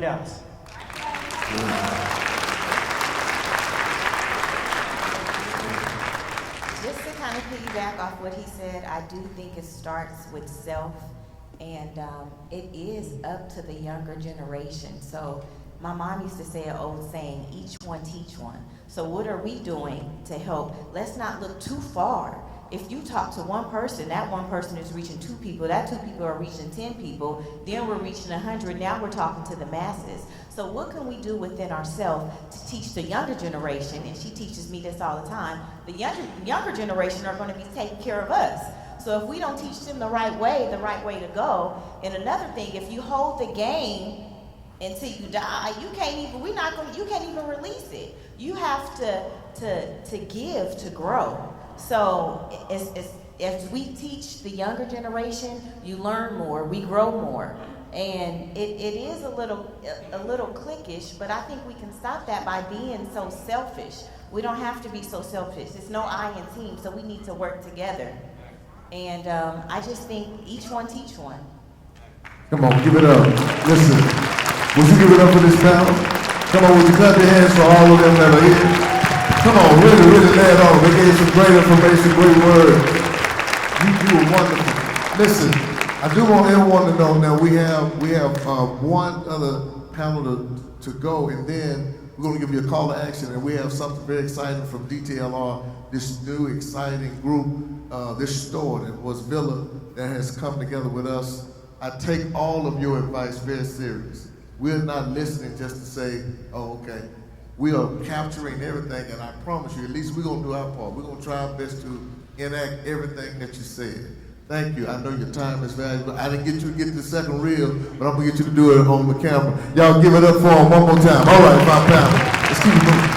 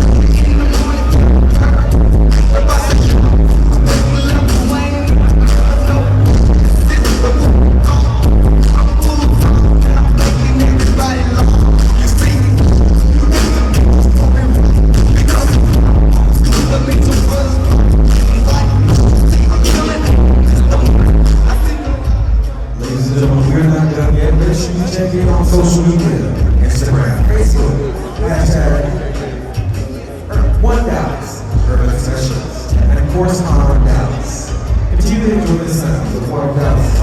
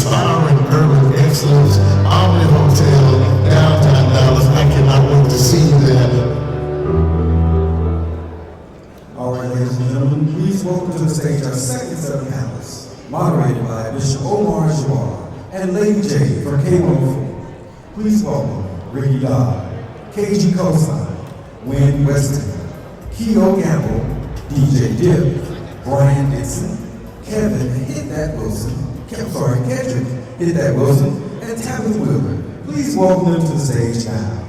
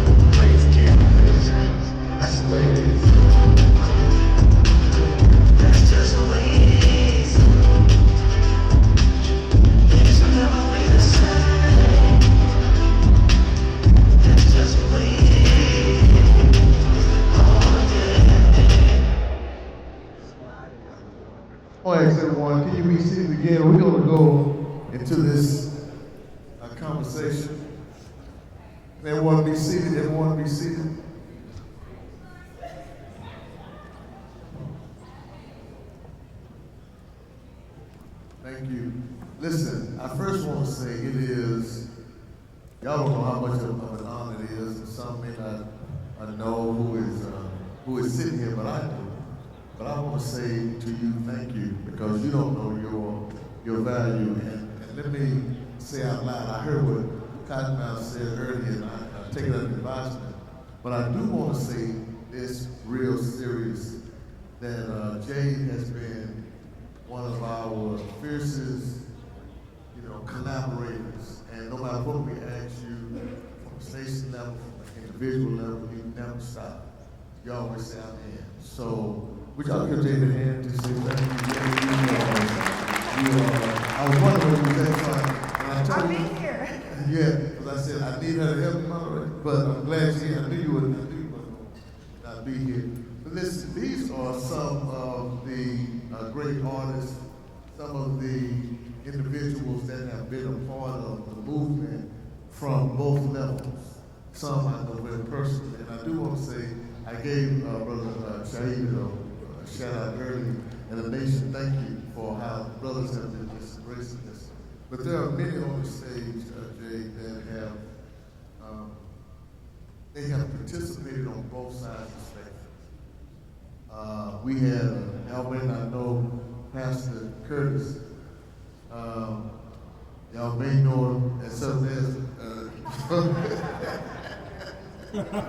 I ain't gonna say it, he came, but you may not know, some of these brothers and sisters have participated in so many things.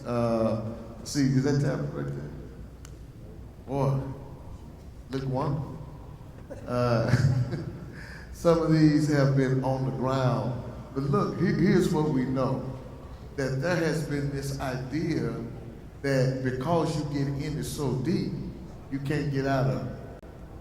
And that's been kind of holding some of these young people who don't get what this is about. You know, and we have a lot of people who are registered online looking at you and wondering, what does this mean? So here's what this panel is about. And Brother Keo, you were one of the first ones to come to us and say, man, we got to get Dallas together without any propagation. But Jay, I want to just start here, and then after Jay, I'll give you whoever wants to just jump in. This idea that transformation is not doable, like you are stuck in one identity. How does a person transform? Because this is really what this is about. This is about some people who have been something for so long, and now we're asking them, we need you to participate in the transformation. You've been a thug, you've been a this, you've been a that, but we can't allow you to stay there. It's too important. So how do we start that? And if y'all have advice, ideas, all of you who are here, y'all have wonderful thoughts. I'm gonna open it up. And DJ, I know you got some thoughts. I was on y'all's say, man. I've been saying this ever since I heard you say that. I say that when I preach now, so you need to come here and preach. I say that. Yeah, I say, man. But go ahead, Jay, because I want to talk about that. This what this is about. This panel's about transformation. Go ahead. Well, first of all, thank you guys for having me, and thank you for everybody who came out. I mean, unfortunately, when we're talking about bridging the gap and becoming one Dallas, the room is not filled, right? This is annoying to me. Like, that's the part I don't get. But everybody out there on social media want to post RIP, this, whatever, but we don't want to be a part of the change. But I'm going to get off my soapbox, because you know how I am. When it comes to transformation, I'm not the gatekeeper, obviously, but there are a couple things that we as a community have to be willing to do. Number one, face the fear. And that fear is rejection. Because y'all already know, once we start coming up and we want to change and we want to do something different, everybody heard it in the room, you ain't the same no more. You ain't even real no more. But that's what we all working for. We all working to get out of our situation. That's what every black, white, Hispanic, Jewish, that's what we all work for. So you got to face that fear of feeling isolated. I remember when I rededicated my life to Christ, at one point, I was isolated. People wouldn't even talk when I came in the room. I'm like, I ain't judging y'all, I'm just going to church now. You know what I'm saying? But people will isolate you. So that's one thing we have to face, is the isolation. Another thing I think that Bebe said earlier, we can't be afraid to lose that fat. There's a lot of people in our lives that we got a lot of dead weight. So I feel when you're trying to implement change, you have to be willing to stand alone. And that's when the others that are standing alone all come together. Now, we did talk, you spoke on the other panel about what's necessary. You know how I feel about the babies, the kids. We have to, in some kind of way, get some resources in our schools. Our kids spend 8 hours a day at school to learn a standardized test. But if you go up north, they graduate from school, and you know this is something I'm passionate about that I've been trying to implement forever. Other cultures, their schools have computers. They have books. They get taught there's different careers out there. They get exposed to different things. They get to go on field trips. Our kids don't get that. So if we are hopeless and we don't give them vision, they just gonna go by what they see every day. And what they see every day is on social media. What they see every day is on the watching the videos on YouTube.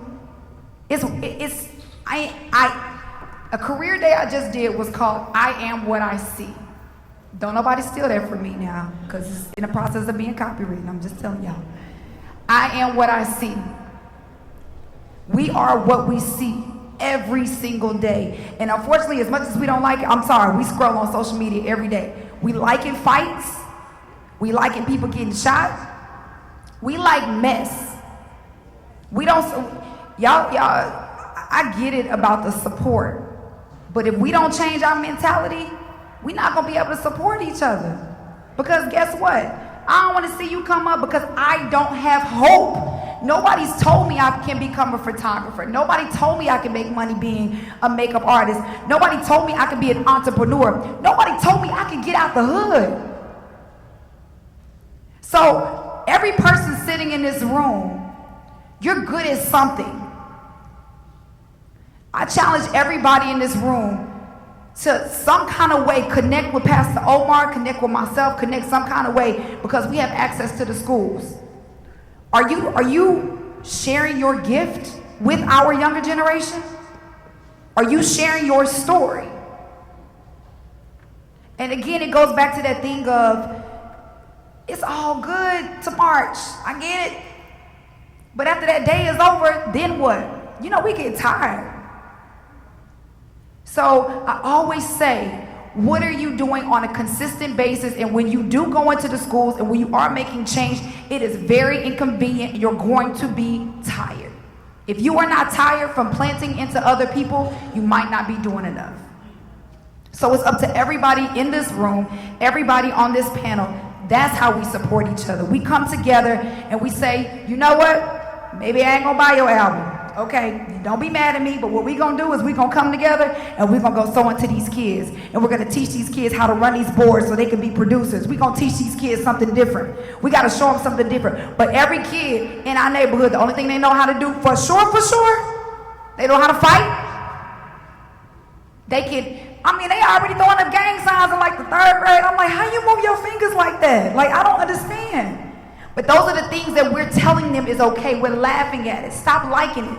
Stop laughing at it. Stop thinking it's cute. We have to make the change when they're babies.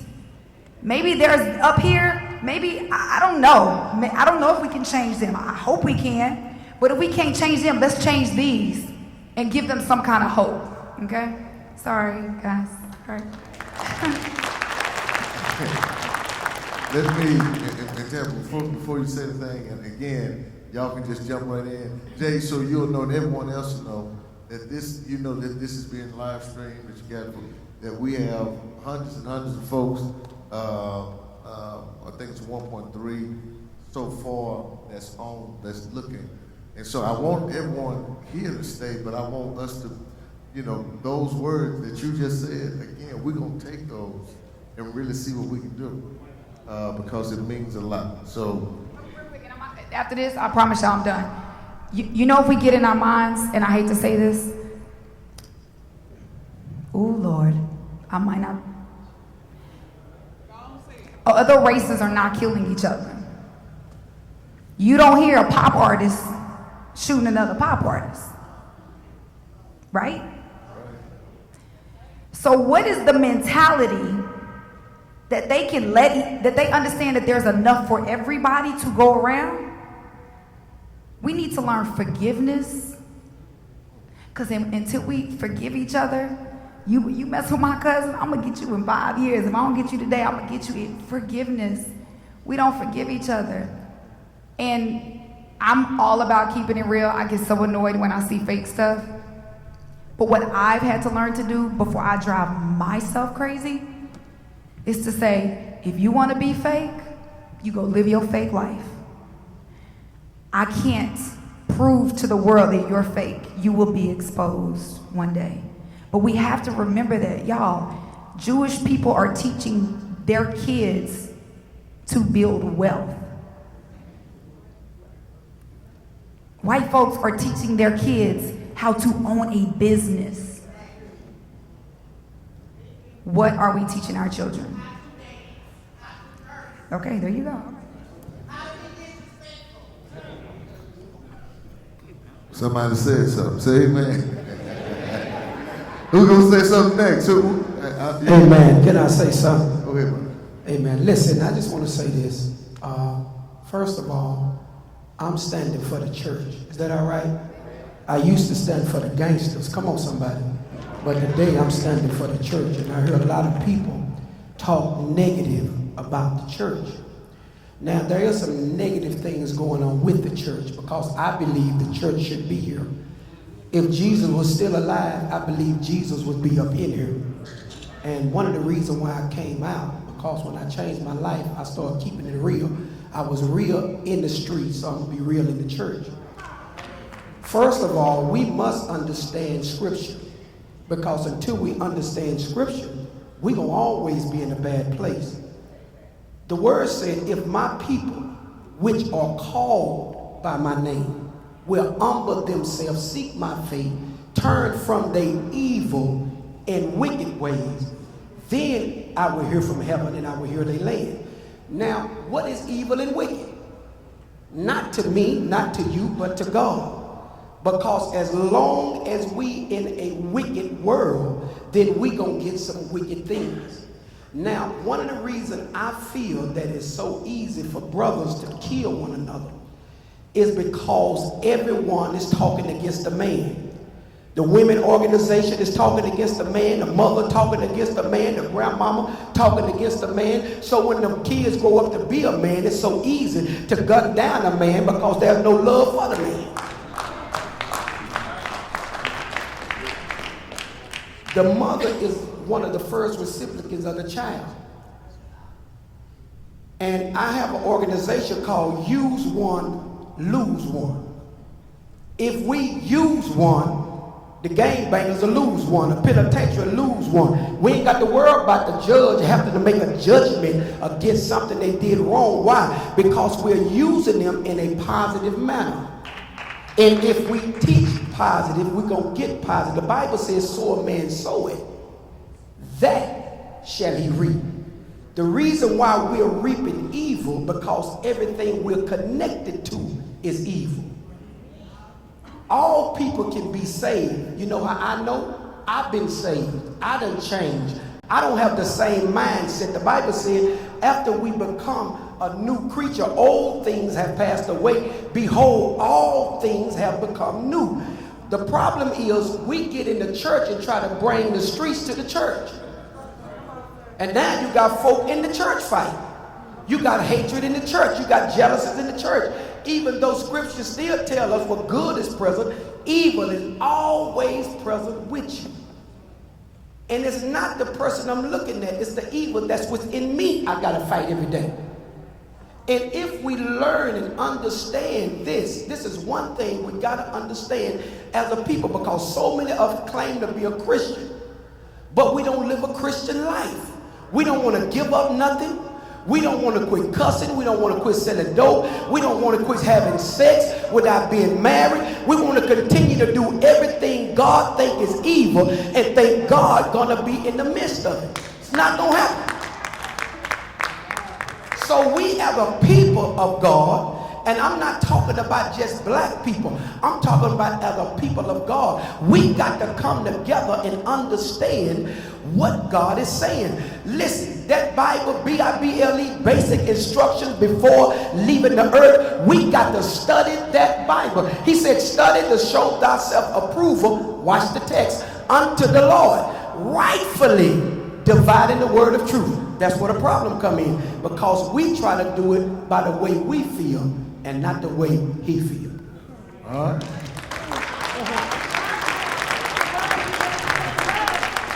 So we heard two things, and thank you, Pastor. That was good. First thing that we was hearing from Jane is that it starts young, so you can capture these moments. It starts young, pointing to young people, really understanding where we are and what we are supporting and how we do it and connected. And then I heard you just say transformation happens when your spirit is transformed, not just your words. He's saying that there has to be spiritual transformation so that a person can really go where they're supposed to go. You about to say something? Yeah, just to piggyback off of you, I've been talking to Omar and a couple of more people, and I went through a period where I lost me, where I didn't know how to get back to me, and did get saved. And when I got saved, there was nobody to teach me to live that life. But over a period of time, having a pastor it was important for me to have a pastor who had been where I've been. And this is my pastor. Sometimes I'm his Coleman block, and he checks me daily because, I had to learn to rethink social. I could pop off on social media. I could do a lot of things, but as I started to want to make a change, and one of the things that I told my pastor, just always business minded. I'm into things that I never knew existed that made me money. Just as far as I love construction, so I like to remodel, but I learned to draw plans. And I was in drafting class, and I just thought that was just something I shouldn't be, I'm not gonna learn that. But I ended up learning I can make $200-300 just doing a simple floor plan, change of use, not a whole building. And I was like, well, what about these kids that's in drafting that don't know that they can just go get an associate's degree, work up under an architect or not, just all I do is floor plans and site plans. There was things that these kids are not going to college for that they're teaching them to have in these fields. Green code inspectors. The city of Dallas does not do their own green code and energy code inspections. Somebody else. The average, I'm into going and find out what's on that list. When I looked on that list, we weren't on that list. Nobody told us that we can do that. Nobody told us that we can do outside the normal. So when I became a business owner, the first business I did is what everybody did. I did hair, but the other business that connected to me was I sold drugs. Hate to say it, but drug dealers, barbershops, hair salons, they go hand in hand. And to say that you can't change, there was something instilled in me as a child. And people believe that, they think that, oh, well, when my child's gonna grow up, I raised them in church, they're gonna grow up to be. No, the Bible says whatever you put into it, when you put it into that child, they're gonna remember it. They might not walk that walk, but they're gonna remember it. But I learned that I needed to start getting out and helping. The most rewarding thing was, so when I healed, was to help some more children, to help some people and to connect. And also know that just because I don't believe what you're doing, I have to know that you're doing something. And how can we put aside these differences and come together as a common ground? I have a pastor that I had an issue, and I, went off hand on Bishop Omar, but I have a pastor that didn't let me, he held me accountable. The Bible says you have an out with your brother, you go to your brother. So when we get to digging in the word, sometimes ministers preach it and it seems like above our head, but when we really get in at that basic, when I have an out with my brother, I'm supposed to go to my brother. If I have an issue in the streets, I'm supposed to go to my brother. If my brother doesn't accept me, then I need to go get a witness. And that witness needs to come stand between us and try to work it out. And that's what's not happening in the streets. Everybody wants to pick sides. There's cliques. People don't, if my friend don't like you, then I don't like you. And that needs to stop, because my friend might be able to help you to get to the next one. I have people that are what I consider enemies.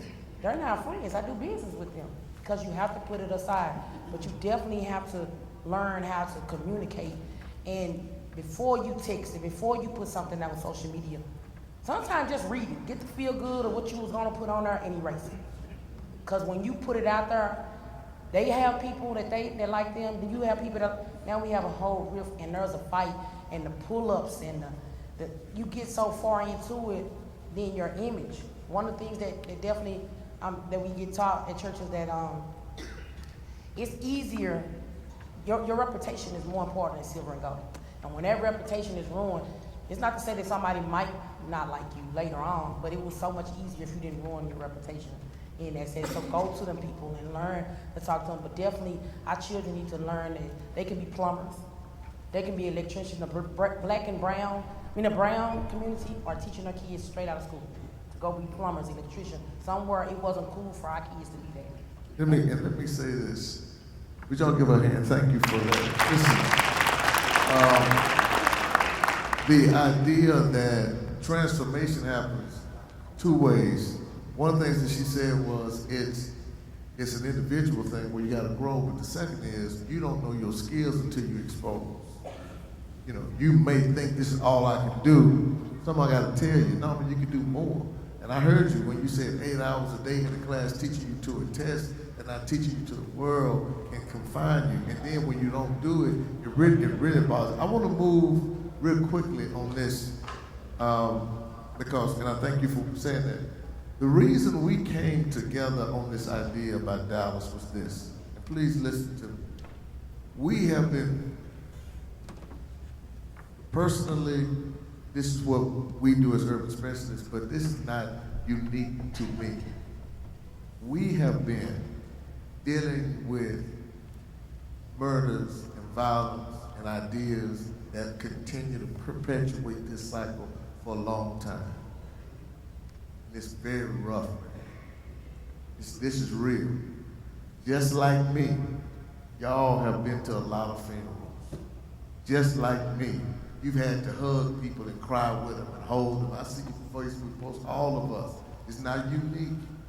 And so, but at some point, someone has to say something out loud, collective, not just us. Everyone has to say, this must stop. I really appreciated what that brother Paulie said earlier when he said we even stopping just over 2 that have had some things. I want to get into some of these artists and performers and this hip hop genre because you are now your words and your voice and your image has become the new conscious.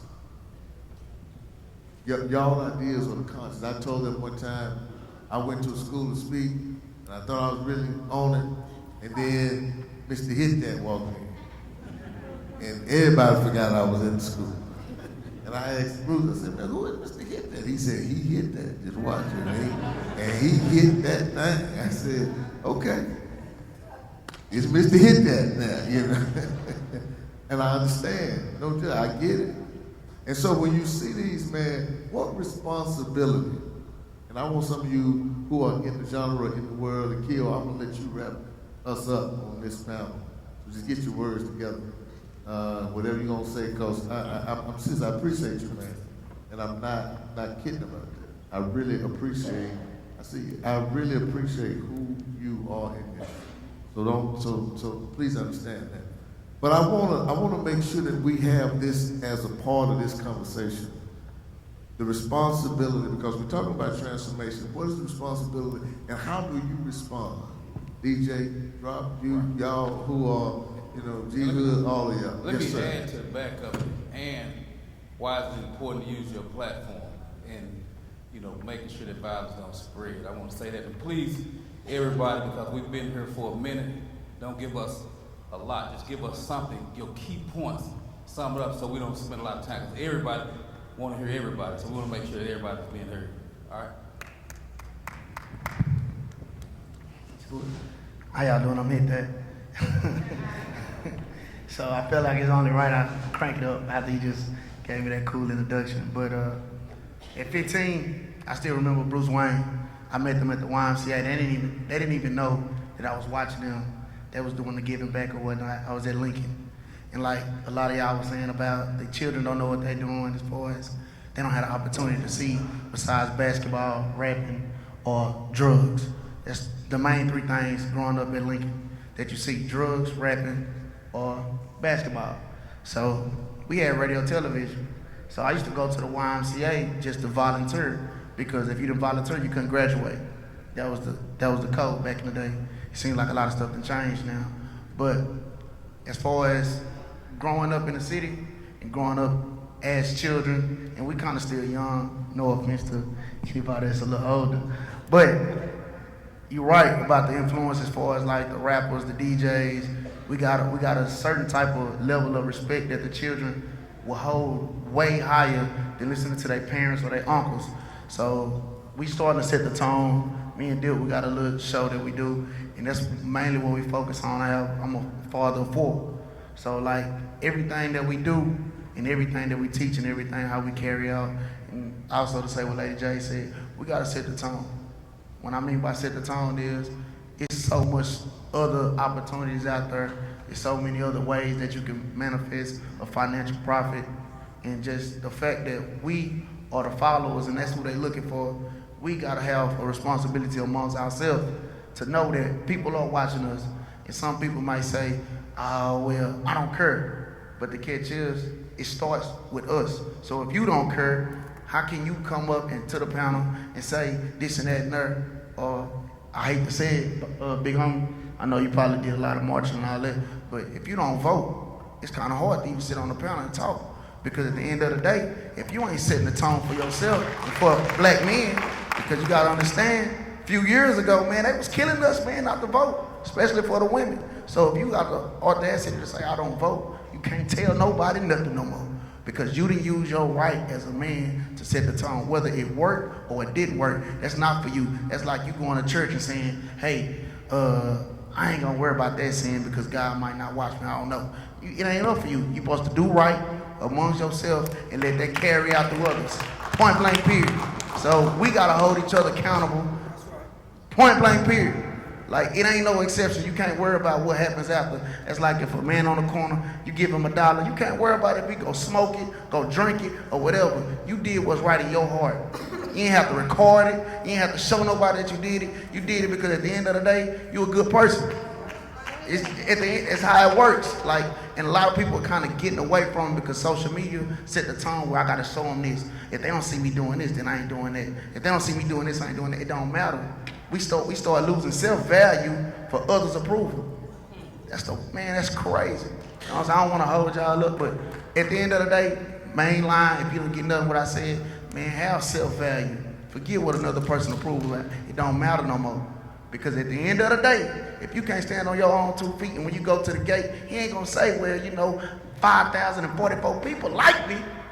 It don't matter. If you didn't do what was right amongst yourself, then it don't matter. So have self-worth. Well, y'all is cold up here, man. Like you said, we do the show together, and it's Square Biz Radio, and our slogan is news you can use. And I'm from Oak Cliff, and a lot of my partners, I hang with and deal with. They do a lot of stuff that I don't get down with. Mama told me ain't nothing wrong with hanging with the damn fools, just don't hang with them while they damn fooling. So, but I was the only person in my circle that really had a relationship with my father. So I try to get the knowledge that I got from my dad and spread it around. And at first it's really hard because you really like a foreigner. Really like it's to get to school in kindergarten and to hear other people say they don't live with their dad is like, what? And it's strange to them that I live with my dad. And like that has become the norm. So I think we need to change the way the message that we sending out to people. Because if you just talking at somebody, not talking to them, they not gonna try to hear you. And then another thing too, sometimes they might be envious of your situation. So, like Lady J, she on the radio, hit that, he doing his thing. So it's like even sometimes we gotta watch how we say what we say when we trying to help people. Is because it's like they feel like it's easy for you to say make a change because your life all right, but we all going through something. So I think if we need to get together, not like church, but we need to train each other how to help each other. We all trying to figure it out. I think we need to come together more often to try to figure out the message that we need to send out. I mean, that's what I got. Good. Come on, y'all, give it up, BJ. Good. Thank you, sir. Sis, was you gonna say something? Yeah, I do. Let me piggyback off there on that. Hello, everyone. God be the glory. And my name is Christy B. I am from Oak Cliff as well. I'm an artist. Me and Jay went to school together. Me and G Hood went to school together. I work with a lot of people out here. I actually came up to also talk about what Cottonmouth talked about. I came up when my brothers and grew up with Corey, Bruce, and all of them, and my dad is one of the founders of the Dan Sheep Food that Goldfinger created. So seeing all of that, going through that era in the early 90s, I grew up with the love for Dallas. I grew up with the love for the city. My brother came out playing ball, went and stayed with Kimball. So with all of that being said, my love for Dallas is deeper than the music, because I've seen Cottonmouth, Rally Boys, I've seen Grifter, I've seen Gator Man. You know, I've seen all these people make different impacts on the city, but yet we seem to still be running in the same place. You know what I mean? And the crazy thing is, we don't need to be afraid, because I'm the biggest transformation in Dallas if a lot of people don't know. Yeah, I may come from a neighborhood, or I may come from the hood, and I do have a 2-parent household, but I went through things just as well as everyone else did.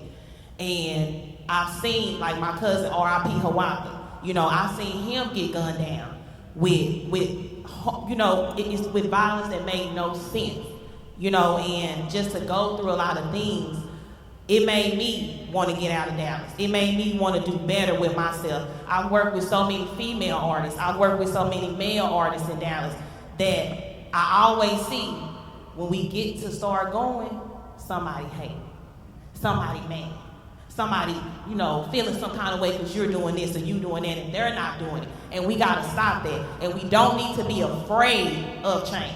That's something that a lot of us are. We are afraid of change. Don't be afraid of it. Don't be afraid at all. I just was working with the city manager and the mayor.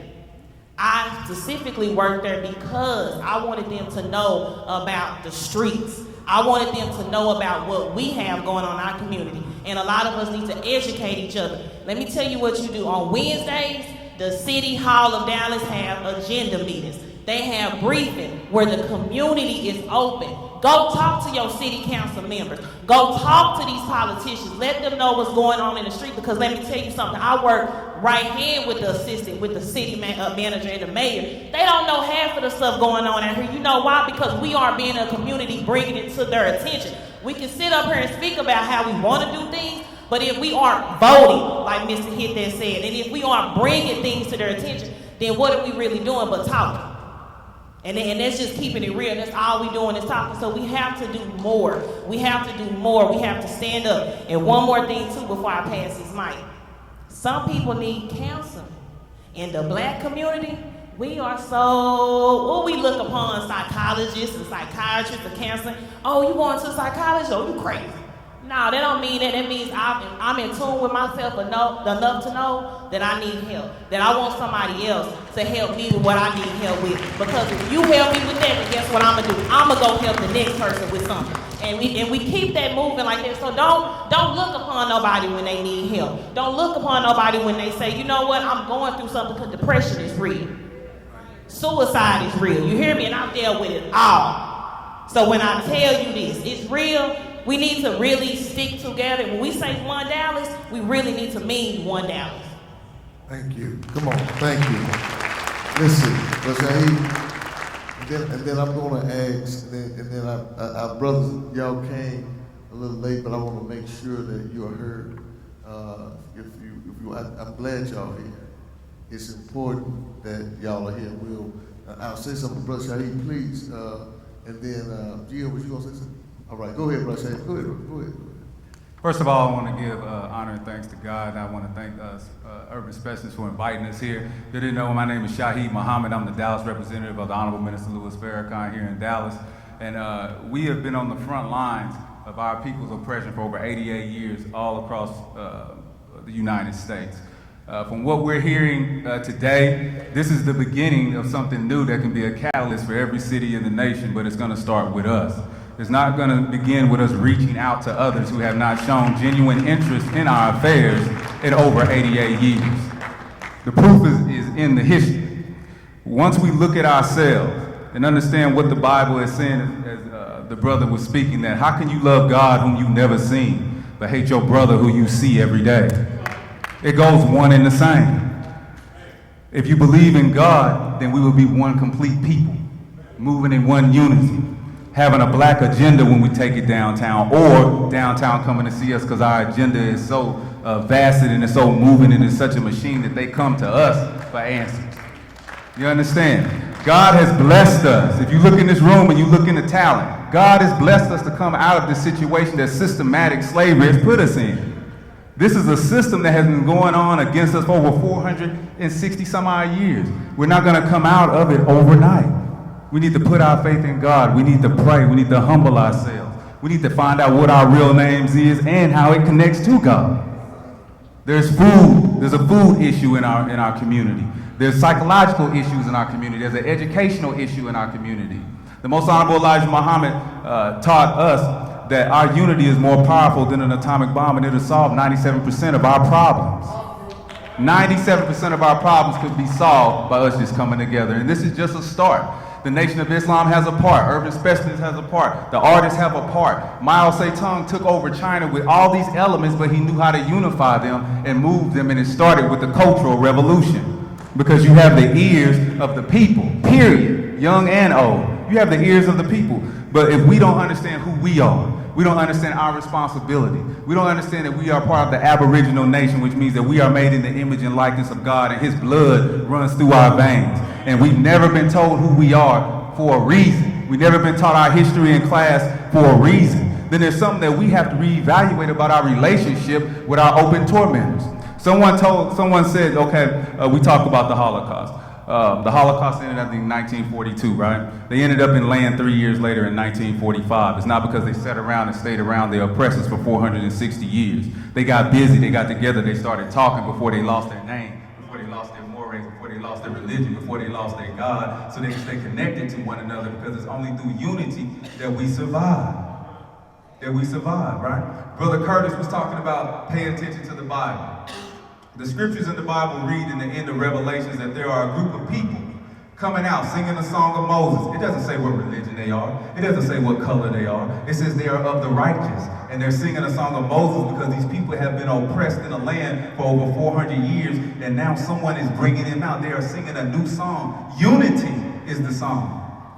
We are the issue of America that they're not going to solve. We have to solve our own problems. And when we take that personal responsibility, you'll see a change in Dallas, you'll see a change in Oklahoma, you'll see a change in Kansas, you'll see a change in California, New York, Chicago, everywhere you go, but it can all start right here, right now. Something like that. Oh yeah. Let me jump in right quick. Good stuff. That's my brother right here. That's good stuff.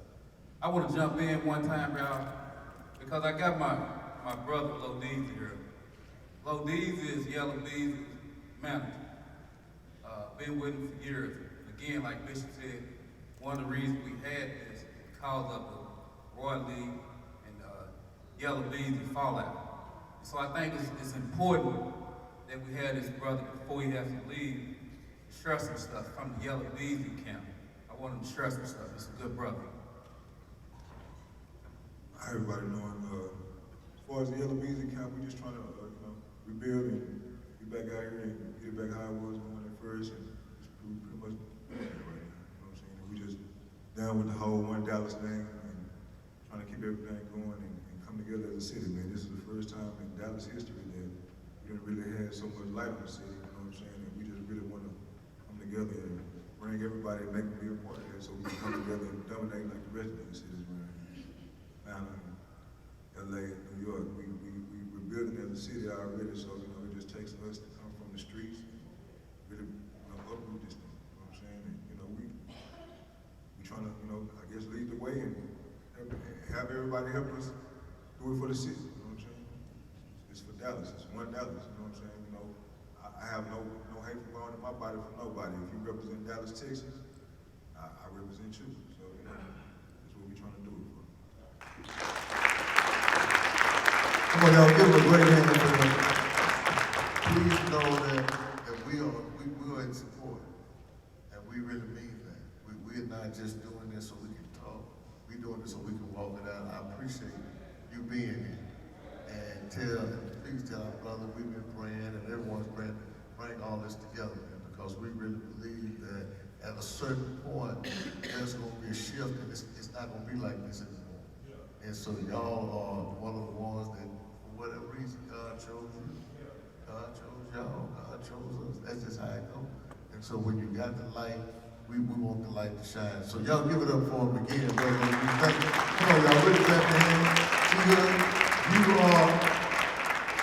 are here, so I'm gonna let you speak, and then Jill gonna sum us up. Go ahead. Yeah, how y'all doing? My name is Gregory Hudson. I've been in music business in Dallas since about 15 years. Y'all familiar with Stampede Records, Bowleg. I've been around since Powerhouse, so it's been a long time. I say I just speak on a lot of good situations. I want to say thank God for blessing me to be here with all y'all, you know, people from all different walks of life, different beliefs, different backgrounds, listening to everybody's situation. Because you never know what can change your outlook on listening to somebody. You know, and then, like Pastor, he did say this wasn't about the urban specialist, but let me tell y'all a little how the urban specialist saved my life. You know, I for sure come from the streets, man. Y'all know the streets, man. I'm talking about, you know, killing drugs in the streets. So when you get around somebody like Pastor Omar, Bruce Wayne, that been from the streets, and you seen they made a transformation, that just do numbers. You know what I'm saying? So just to let you know, Pastor, I appreciate you. And like I had a real deal conversation with my OG Cottonmouth, and he'll tell you, we had different conversations. I had to let him kind of know, like, what we finna do right here, man, it's never been done in Dallas. You know, it's like we say, everything happened for a reason. We know the Royal Lee Yellow Bees situation was gonna come. Who knew Yellow Bees was gonna be popular? You know, but like we say, man, you gotta move that hate aside, listen to your brother, listen to your sister, you know what I'm saying? And sometimes you gotta get about your situation, you know what I'm saying, and go help the next brother. You know, I say y'all like this, I did a DVD called Welcome to Dallas Fort Worth, right? I probably interviewed everybody. This dude probably didn't like this dude. Do you think I was in the middle of it to be messy? So that's a media thing too. Why I call it, like, for instance, like Bebe said, I gotta put my relationship online. I knew y'all bees, I knew Roy Lee. I could have said right there and said, y'all tripping. We gotta put our relationships online. So what that said is, if you in the media world, don't be messy. You can't be messy, man. You know, that's just a real deal. If you ain't cool with this person, don't be messy saying you don't like it, man, and asking messy questions on the line, man. That just ain't what it's gonna be, man, because words do numbers to people. You feel me? Guns, bullets ain't got no name on it, so don't be just, you over here living in your mansion, you over here saying this dude mad, he and his clique get into it, they from the streets, man. Y'all better start learning what the streets mean. So I'm just you know, on all levels, just, you know, this right here was a blessing. I'm talking about, listen, it took power and numbers to make this happen, y'all. If we can have 2 people in here or 2 million, trust me, man. This was a blessing. This was good to have. I want y'all to follow the urban specialists, and for real, we appreciate everybody for coming. And like y'all want to know, man, it's one Dallas. And I say, I'm so Dallas, but I will put that aside for one Dallas. Square peg. Thank you, I appreciate it. Now, please understand this. I understand people have to leave. I understand the time. I understand, but I do understand this more than anything. Some things are worth the time. Come on. Yep. Can I get a witness? I said some things are worth the time. So I'm not worried about dominance. I don't know nobody worried about it. You know, it takes some time. You gotta understand what we're talking about. You may not know who this is or who that is or who this is, but understand that them being here, them saying this happening is bigger than us. I got to preach in the morning. I ain't easy to say, but you know, it's bigger than all that, man. This is something, because let me tell you something. When we lose people for no reason, and when these talented individuals leave our hands, and they leave our hand and their lights are gone for nothing, we'll take a whole lot of time figuring out how much we can do to, what we call celebrate and memorialize. But this is progressive. So I understand that it's taking some time, but I want all of this on video. I want these who are online to catch it. We're going to show this around this nation and around this city. So we're going to make sure that those get it. Will y'all bear with us for just a minute? So I understand, I get it, but I do not want to rush some of these with them. Little sisters, I don't know you, but in my spirit when you were talking, I was saying, God, I'm glad I'm here to hear what you just said. You touched me. See, because you don't know what my daughter going to do. See, if I want to keep it 1,000, you don't know what my folks going to do. It's real out here. I'm not out here playing, man, and doing this with no Photoshops. I don't need, so I'm not playing not even a little bit on the real. I'm very serious right now. So I'm listening at y'all. I'm feeling y'all. Take your time and say, we have to go all night, and it may be a little uncomfortable, but who cares, man? This is important. It's work. My brother, would you like to say something? And then I'm glad that, brother, I'm glad you were here. I'm glad you were here. And I want to introduce him. Glad you're here. One of the young lights in the city. Again, I'm glad you said it. Means a lot. Go ahead, sir. By the way, my name is KG with Cosign Magazine. I'm going to piggyback off of G-Hood from a media perspective. We got to be mindful of the content we consume. We consume a lot of gossip and name bashing and content. I don't want to say names, but we really promote the negativity. You got to promote positivity. That's why I call my brand Cosign, because you can only co-sign positivity, and we're storytelling. So if somebody's coming up, you got to stand behind them, support them, and co-sign them. Just like you do word of mouth. If you shop with somebody, you go tell somebody else, they have the best barbecue. That's a cosign, that's a stamp of approval. We got to do the same thing for our artists, for our entrepreneurs, whether they do hair, makeup, sell shoes, sell clothes, have a boutique. You got to co-sign people, stand behind them, and really put all into them. Because the more negativity you promote, that's how these things happen. Because I have an 11-year-old daughter. She knows more about a Cardi B beef than she knows about the vice president, or she knows about entrepreneurship. Because all she's consuming is what she sees on Instagram or on the socials. And I have a responsibility as an owner of a media platform to change that narrative for her and for the other people watching my platform. So if you go on Cosign, you're going to see storytelling about how they came up and overcame that. We're not going to focus or concentrate on the beefs or the negative things. We're going to concentrate on, how you came up from the streets to be successful now. That way somebody can see your blueprint and follow that. We're not going to focus on the negativity. If you want to talk, let's talk about the positives, like how you made it out the trenches. And that's what I want to say, and that's what we kind of co-sign with our platform. Come on, give it up. Go listen. You were one of the first men I heard. It's funny. A lot of people know about the march where the officers were killed. Yeah. See, the night before, you did a video. Yeah. And we were right there with you. Yeah, I know. Yeah, and you did. I heard your words, heard your voice. You've been carried down. What can you add just to say to those who may not know about what you believe we can do to bring Dallas together one Dallas? I know people probably see me and my music promote violence. I'm part of that equation, in Dallas, so it ain't just me, on the outside of that, like they say, it's people like Bruce Wayne who call me, text me, let me know, little bro, that's cool, but you can tell them something else. So people listen to my music, I always tell a different story. I don't tell the same story all the time. I don't just promote violence. I ain't gonna sit there and act like I don't, you get what I'm saying? But at the same time, I'm not out here glorifying and gossiping, being messy and trying to get other people to, follow the same trend. You know what I'm saying? I'm just telling my story. You get what I'm saying? But I'm real supportive of one Dallas.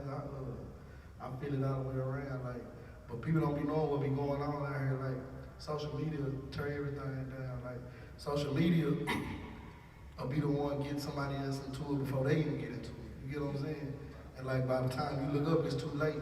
Cause people got their own pride, got their own ego. You get what I'm saying? And people got different stuff they stand on. You You know what I'm saying? So it's like, I believe in not, certain stuff don't go on social media, you know what I'm saying?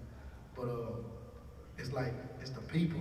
Before it's us, it's really the people who break us down to break the other artists or break the other people that's trying to put this city on down, because it's them. You got this person, these people over this side, you got these people over this side. You get what I'm saying? You got the people that don't like you, you got the people that love you. You know what I'm saying? So you're gonna listen to the negative and you're gonna listen to the positive. You get what I'm saying? But like once you sit down at the end of the day, it's up to you to decide like, well, if I'm gonna go off that what I just read. You get what I'm saying? And it's like, the people gotta help us as the artists. They gotta help us too. You get what I'm saying? Like, I love my fans. Like I say it all the time. Without them, I wouldn't have any chains on or nothing. Because if they would never bop that down low, I wouldn't have no money to go buy it. You get what I'm saying? So it's like, I listen to my fans. My fans tripping or now you need to do this. I listen to them. You get what I'm saying? Even if I don't even know them, I listen to them. But it takes them too, because they like the motivation. You get what I'm saying? So if they putting in negative energy too, you get what I'm saying? It's just it reflects, it bounces out. So like as a whole, like a whole one down, it's like everybody. It gotta be everybody. It can't just be the people, and they can't be the bloggers, the people that's working with the camera, the rapper, the DJ, the club owner. It can't just be us. You get what I'm saying? It gotta be everybody, the community. You know what I'm saying? The people at church. You know what I'm saying? So it's like the kids know everything. The kids know everything from the age of 7 to 15, they know everything like before we do. So it's like, if you got them misled, and by the time we get to us, it's like, it's a whole commotion going on. So it's like, everybody got to get on board, you know what I'm saying? Got it. Come on, give it up. Thank you, sir. And we will do it. And again, I heard you, Bishop. I've listened to you. And I know you can sing, so I said, you've been in church somewhere. He may not know, but I know somebody who's singing in church. I heard it. But Gil, this has been this discussion about transformation. Started where Jay was, and then you had so many who brought these ideas together. Can you kind of sum this up so that we'll know what we know? Can you just sum it up for us so that we can see this? Because we're about to do a call to action, give people things that we asked them to do, and then DTL is going to give away some product and just be a part of it. But just this whole transformation, you were the first one to say this. That's why I want you to get your thoughts around. Tell me what you think. Okay, first of all, I can't see past the lights. The lights are really bright. But I want to say, thank you to whoever's left, right? Because, a lot of times we have these meetings and we talk about, okay, we had a meeting to have a meeting, right? We got to stop meeting to have meetings, and it's time to go to work. Now, what everybody's talking about the transformation, that's the thing we have to address first. In order to solve a problem, you have to know what it is, right? So the good part about this panel is that everybody has identified, the problem or a problem. And we all know solutions. We can rattle them up, right? Everybody's got a solution. One of the reasons that I continue to, reach out to you, reach out to Brother Shaheed at the Nation of Islam and a few of the other leaders in the city is because I got frustrated with the leaders. We say we're gonna keep it real up here, I'm gonna be honest. I got frustrated with the leaders bickering, right? This faction of people doing it their way, this faction of people doing it their way, and everybody kind of complaining about the other. So my message was, it's okay to be different, but we don't have to be divided.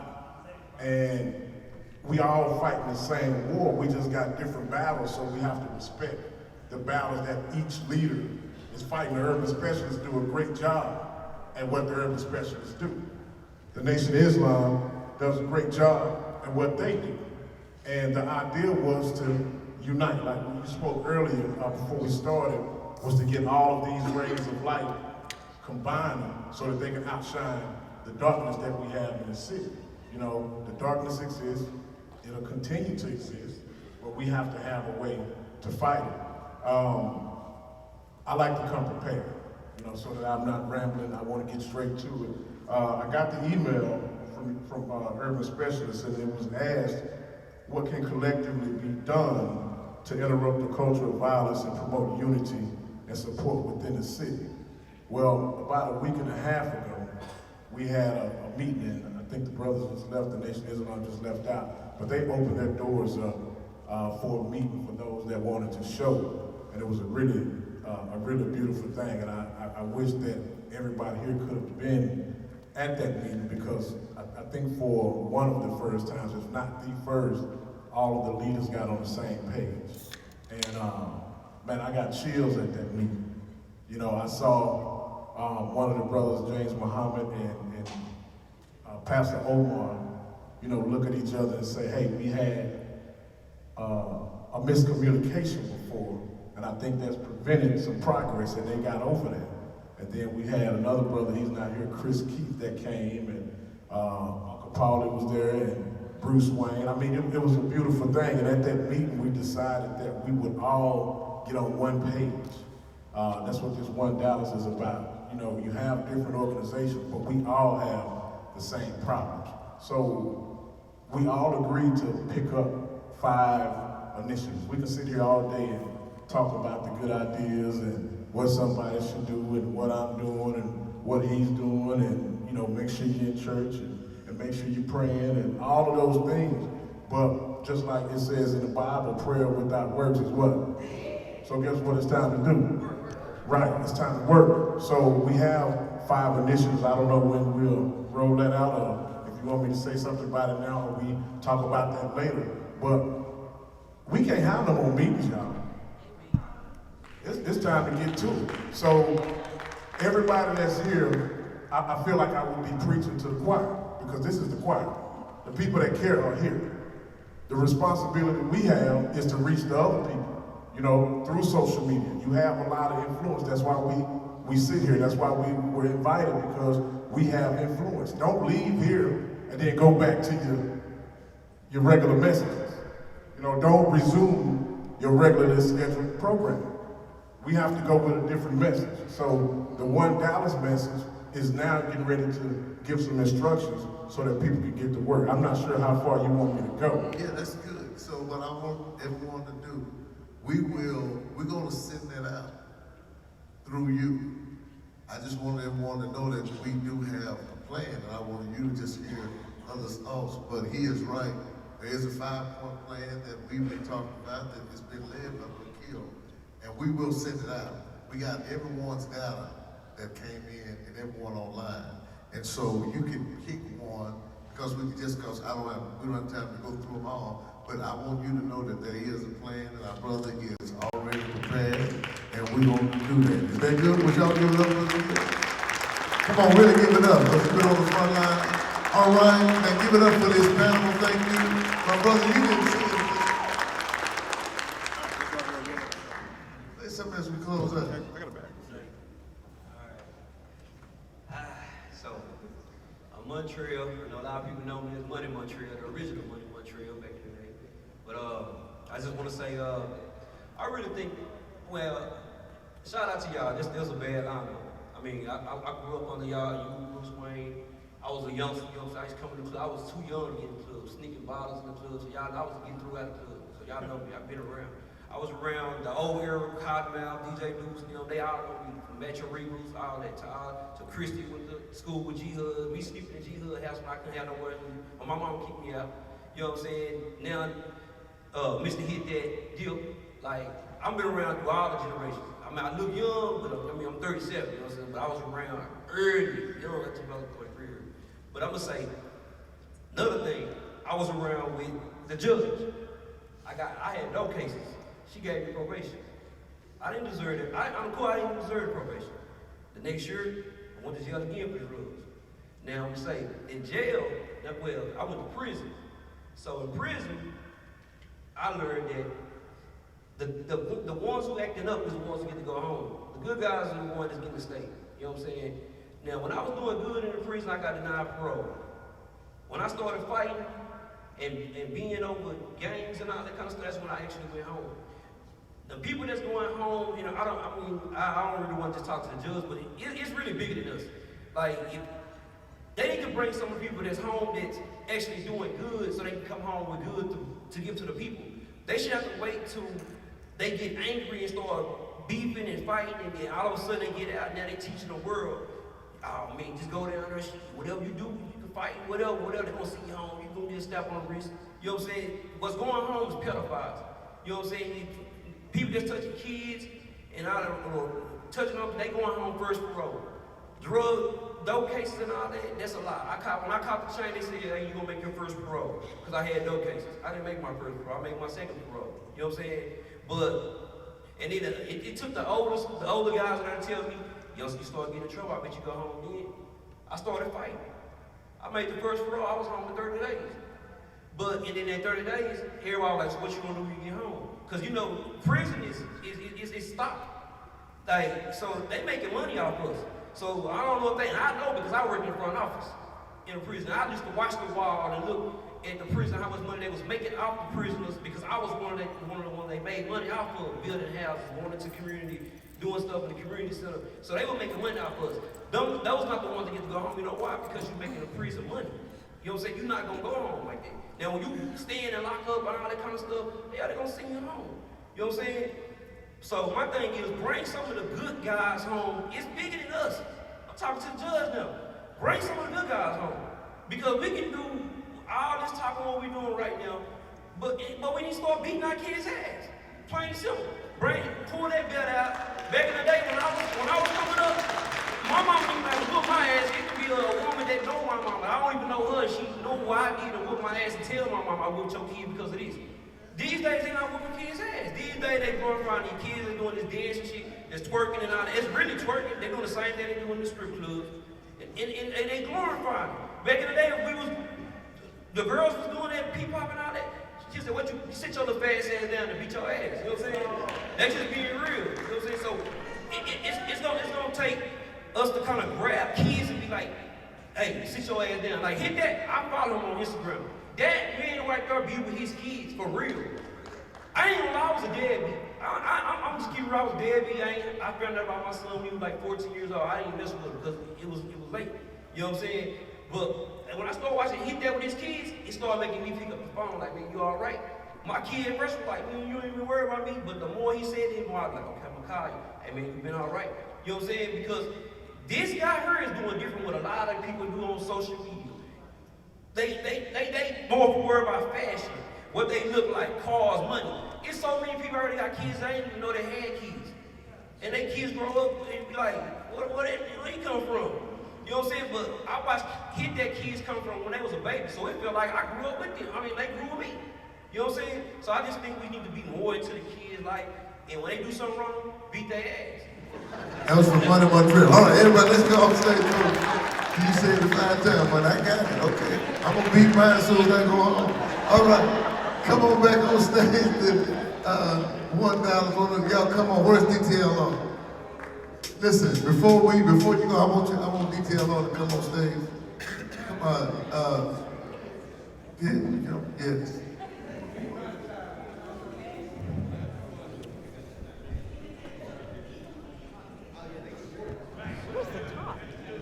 Oh, it didn't have a top. Hey, real quickly, I just want to say this. I want to thank everybody for coming out. We really appreciate it.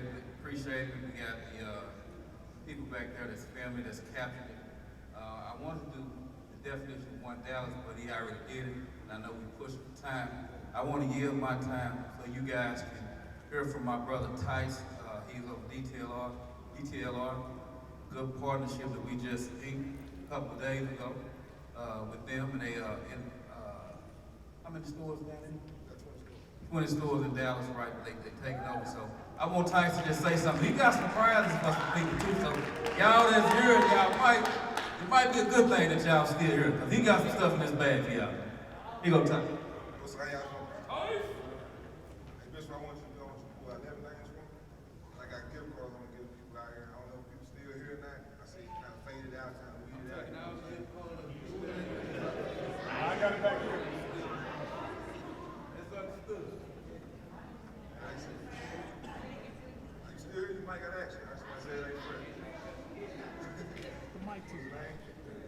All right, Curtis X, you still there? Curtis X. Sound like an alien name. X with two names. Amir Ali. Okay. No snatch. All right. Shanika Robinson. Ain't nobody else. Katrina Clark.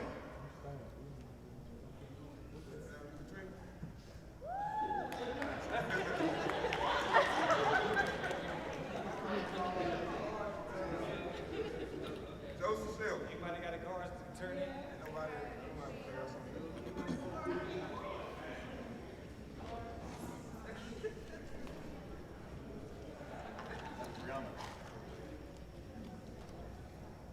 Marcus White. Witt, excuse me, Marcus Witt. Marcus Witt. Marcus. Can't look at Bishop.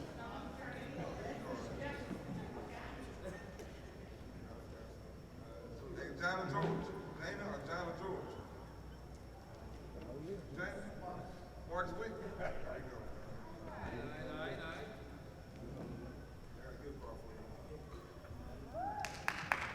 Y'all give him a hand.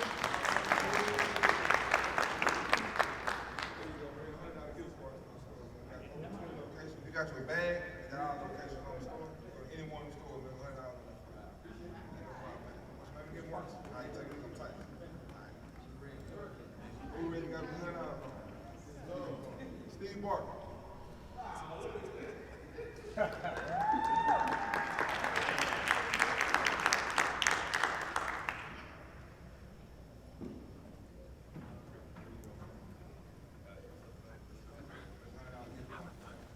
you get one of the bags out there? I got all the locations. All right, I got you. Appreciate it.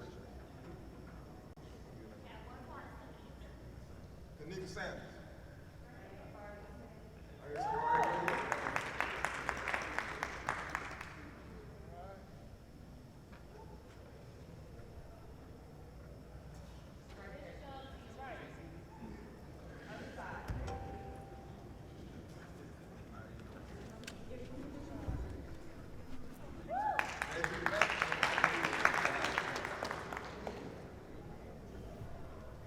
Lionel Lewis.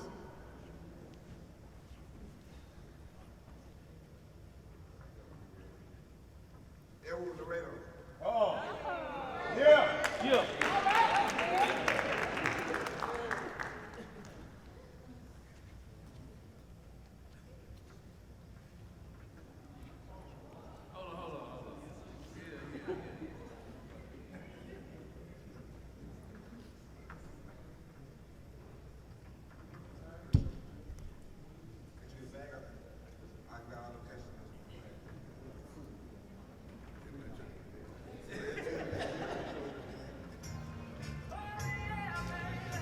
Now listen, before you go, I want to get this on tape, on video right here. That DTLR, I don't know if you know it, but they bought Villa. And they are a unique urban store. This is not a small store. They have, 285? 257 worldwide. They have 20 in this area. And they have their unique idea is community as a part of their home makeup. So it's not like, so they give to communities, they present to communities. And so they have agreed to partner with us. We've agreed to partner with them. They're going to be doing concerts here locally for some of these local artists to do concerts. And the person who is over the whole Dallas community, the whole deal, is Tice. So can y'all really give it up for this brother? Don't think he just giving away gift cards. It's real, man.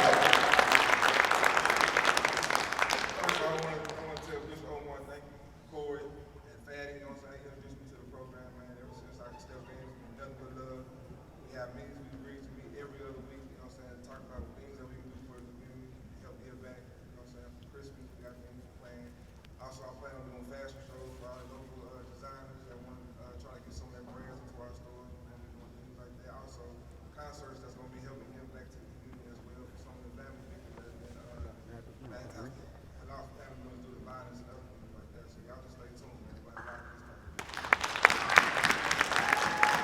everyone stand? Everyone stand because we're going to end with that. Isn't that wonderful with detail on? I need to make sure I ain't getting no card, but I want at least a gift card. I want y'all to do. Listen, this has been wonderful. You don't know how much this has blessed us and blessed us for us having it, but this is what I want you to remember. There's three things I'm asking you to do. One, for Dallas, we've been pushing this idea of $1. So our call to action is that you hashtag, that you tweet, that you go online, you really make that viral, make that go somewhere, because what we know that violence stops when different conversations start. Yeah. Not just action. I know we want action, but the first thing you gotta do is change the narrative. So we're gonna ask everyone here to hashtag that, tweet out, just let everyone know. It's $1. So when someone asks you what does that mean, say what you heard. It means that Dallas has agreed to not allow the harsh things that have happened in the past to violate our future successes. So that's one. Number two, every concert, we're asking promoters, concert, club owners, whoever. And detail law is going to lead out, but there are others. Every concert, everything that we do, we're asking that you not forget Siobhan Randall, that you not forget Lil Snoop, that you not forget Roy Lee had children, and others who we may not know because they're not popular. And we ask that there's a set aside for everyone who is in our influence. If they have children, we want those children to be able to access funds and opportunity, because we heard you when you said these children need help. At the end of the day, after we get through with all of this, somebody got to wake up and say, my sister not here no more, my dad is gone. So what do? We can't just boogie our way out of this. We got to work. Jade said something that was so powerful. She said, it is tiring, it's inconvenient, but you got to do it. So we're asking everyone, whenever you have an event that's local, I heard our sister, one of the sisters on the panel said, hey, I do these things called I Am Dallas or Hood Awards, whatever you want to call it. All of those things, we want to attach it, and it don't have to come through us. So this is not about us. This is something different. This is you do it. You actually get involved, and you be the catalyst for that change. And here's the third thing. The third thing is really powerful. I don't know what your passion is, but I guarantee you someone in the city is attempting to make happen what you want to happen. We said like this, that no matter what you're going through, somebody went through before you, and if they made it, you can make it. And so we're going to ask that you would actively find organizations, churches, ministers, ministries, and attach yourself. And those of us who are already working, we are intentionally attaching ourselves. We'll have a website up, we'll have hashtags, Facebook, and all kinds of ways. We got all your data so that you can start getting involved and really make this $1 and not allow Dallas to go back into your old behavior. Brother Akil said that there are some action items that we already have that are real serious. Some are lofty, some are local, some are business, but all of it is a part of this idea. So I'm asking that you get involved. Is that all right? Is that all right? All right, I want everyone to bow your heads. We're going to pray our way out. And if after you're done, you can network, you can speak, but like they say, you ain't got to go home. Before I pray, I want to let you know that. We only rented out for a certain time. We had time to roll, wrap it up. God, thank you for this great opportunity we've had to come together, for what you have done in our lives, in the midst of these people who have, some have lost, some have been a part of different ideas, but we've all come in a pure spirit. Whatever we did not make happen, you make it happen. Whatever we did not say, you speak it into existence by your own words. Give us the grace to come out of where we are and come through to where we shall.